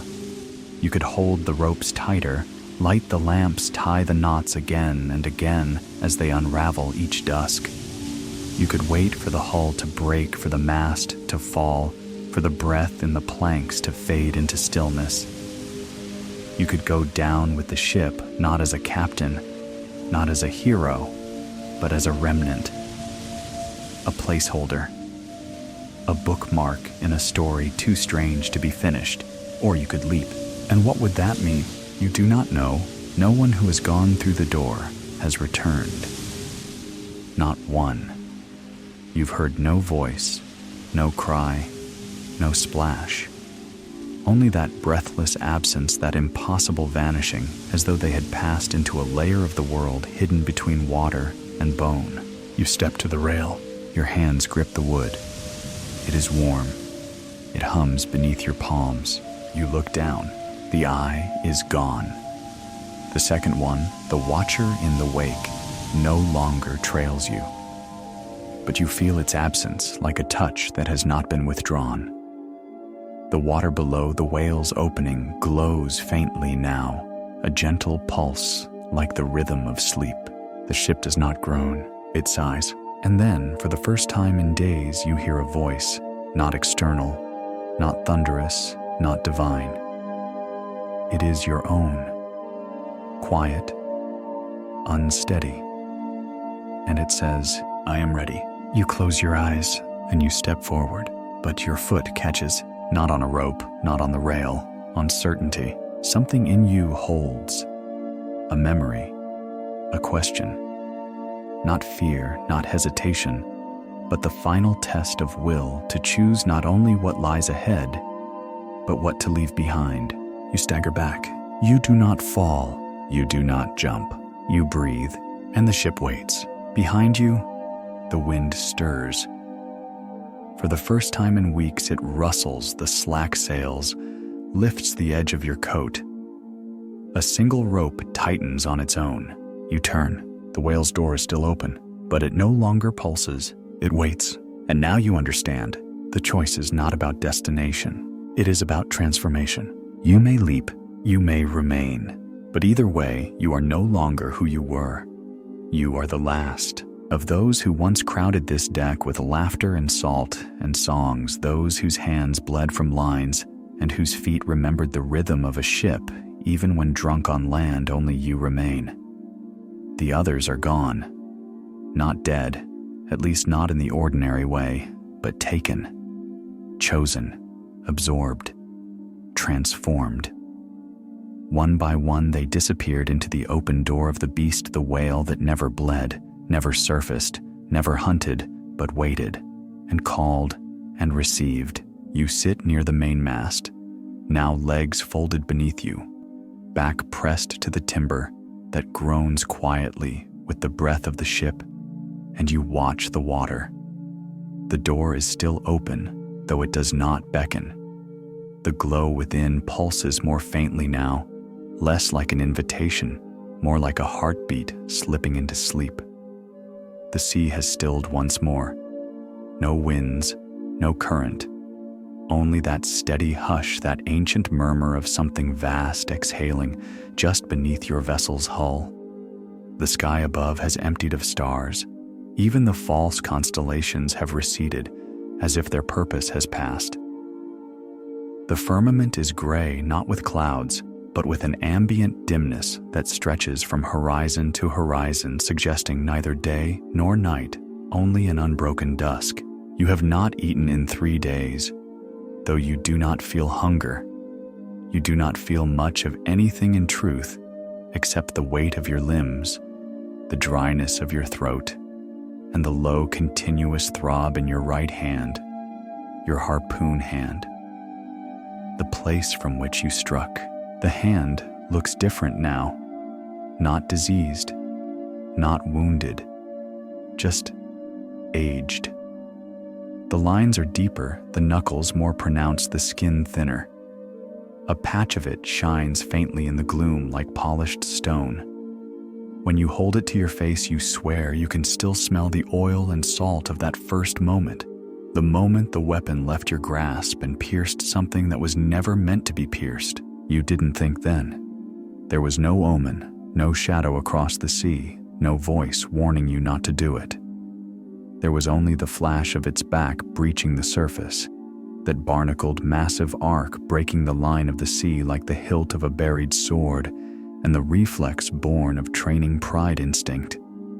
Your arm acted. Your aim was true. The harpoon struck, and nothing has been the same since. You know now, though, you don't know how you know that something shifted the moment that metal touched flesh. Not the flesh of a whale, not of any creature your world has understood, but the skin of a memory, the surface of something that has lain dormant in the deep, not sleeping, not dead, but waiting to be found, in the way a book waits on a forgotten shelf, or a song waits in the strings of an old violin. You did not wake it. You did not anger it. You reminded it. You made it curious. It did not chase you because you struck. It followed because you remembered it, and now it remembers you. It always remembers the one who strikes first. This truth settles in you not with the shock of revelation, but with the slow, patient certainty of something that has always been true. Like gravity, like salt in your sweat. You are marked, not cursed, not hunted, remembered. You begin to notice that the ship has begun to change once more. The ropes, which had begun to unravel themselves for days, have now ceased their motion. They lie still taut, curled in perfect spirals along the deck. The sails, once limp and damp with disuse, now stretch faintly as if catching a breeze that exists only for them. The timbers beneath your body no longer feel like wood. They are smoother now, warmer, more pliant. They no longer creak. They pulse. And the mast to which you lean no longer groans. It hums, quietly, gently, like a lullaby in a language you've only just begun to understand. There is a message in the ship, in its fibers, in its breath. A message written not in letters but in rhythm.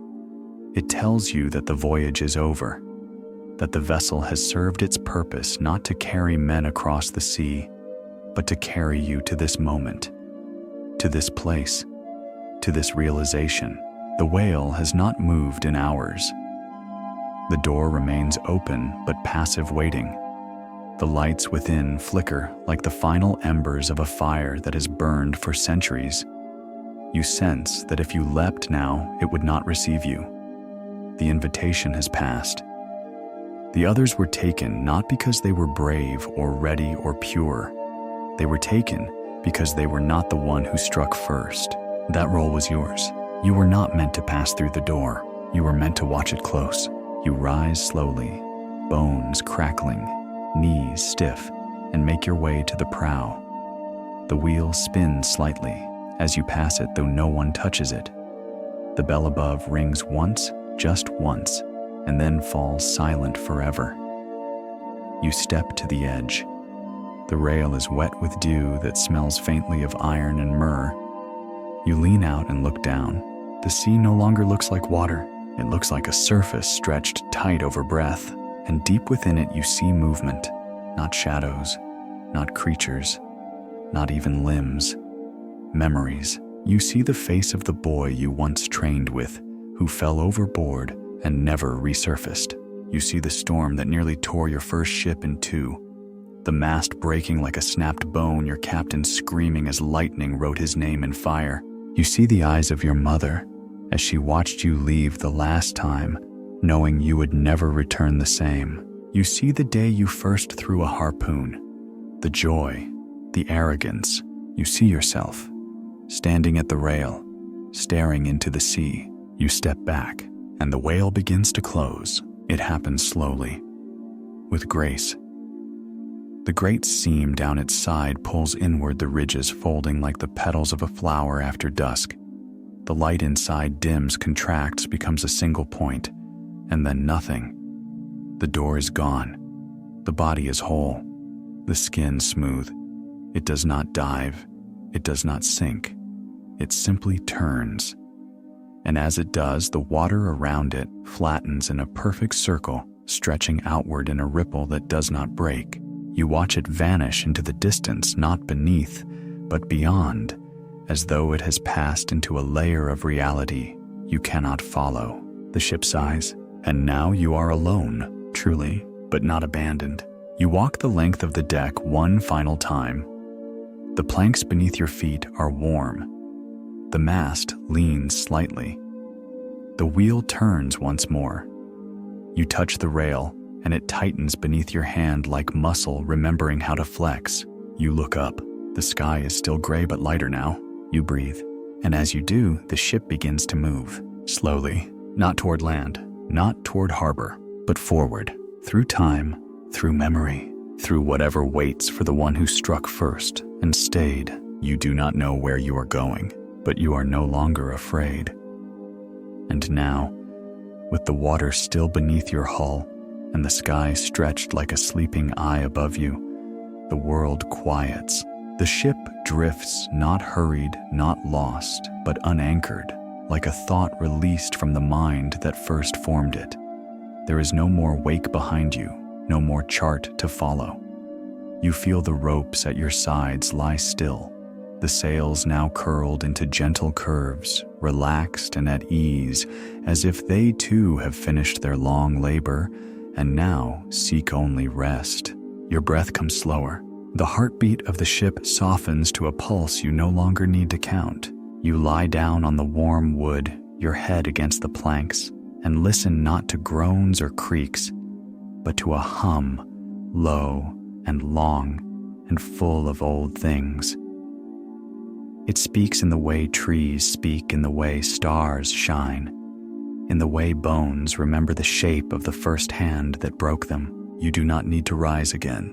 You do not need to jump. You do not need to turn the wheel. There is nothing to chase now, nothing to flee, nothing more to strike or carry or witness. Only the slow breath of a sea that remembers you. Only the hush of a story that has found its ending. And in that hush, you feel the weight of salt leave your skin. You feel your name soften. You feel your body become something that belongs. The ship rocks gently, the sky dims a little more, and the sea whispers, "You may sleep."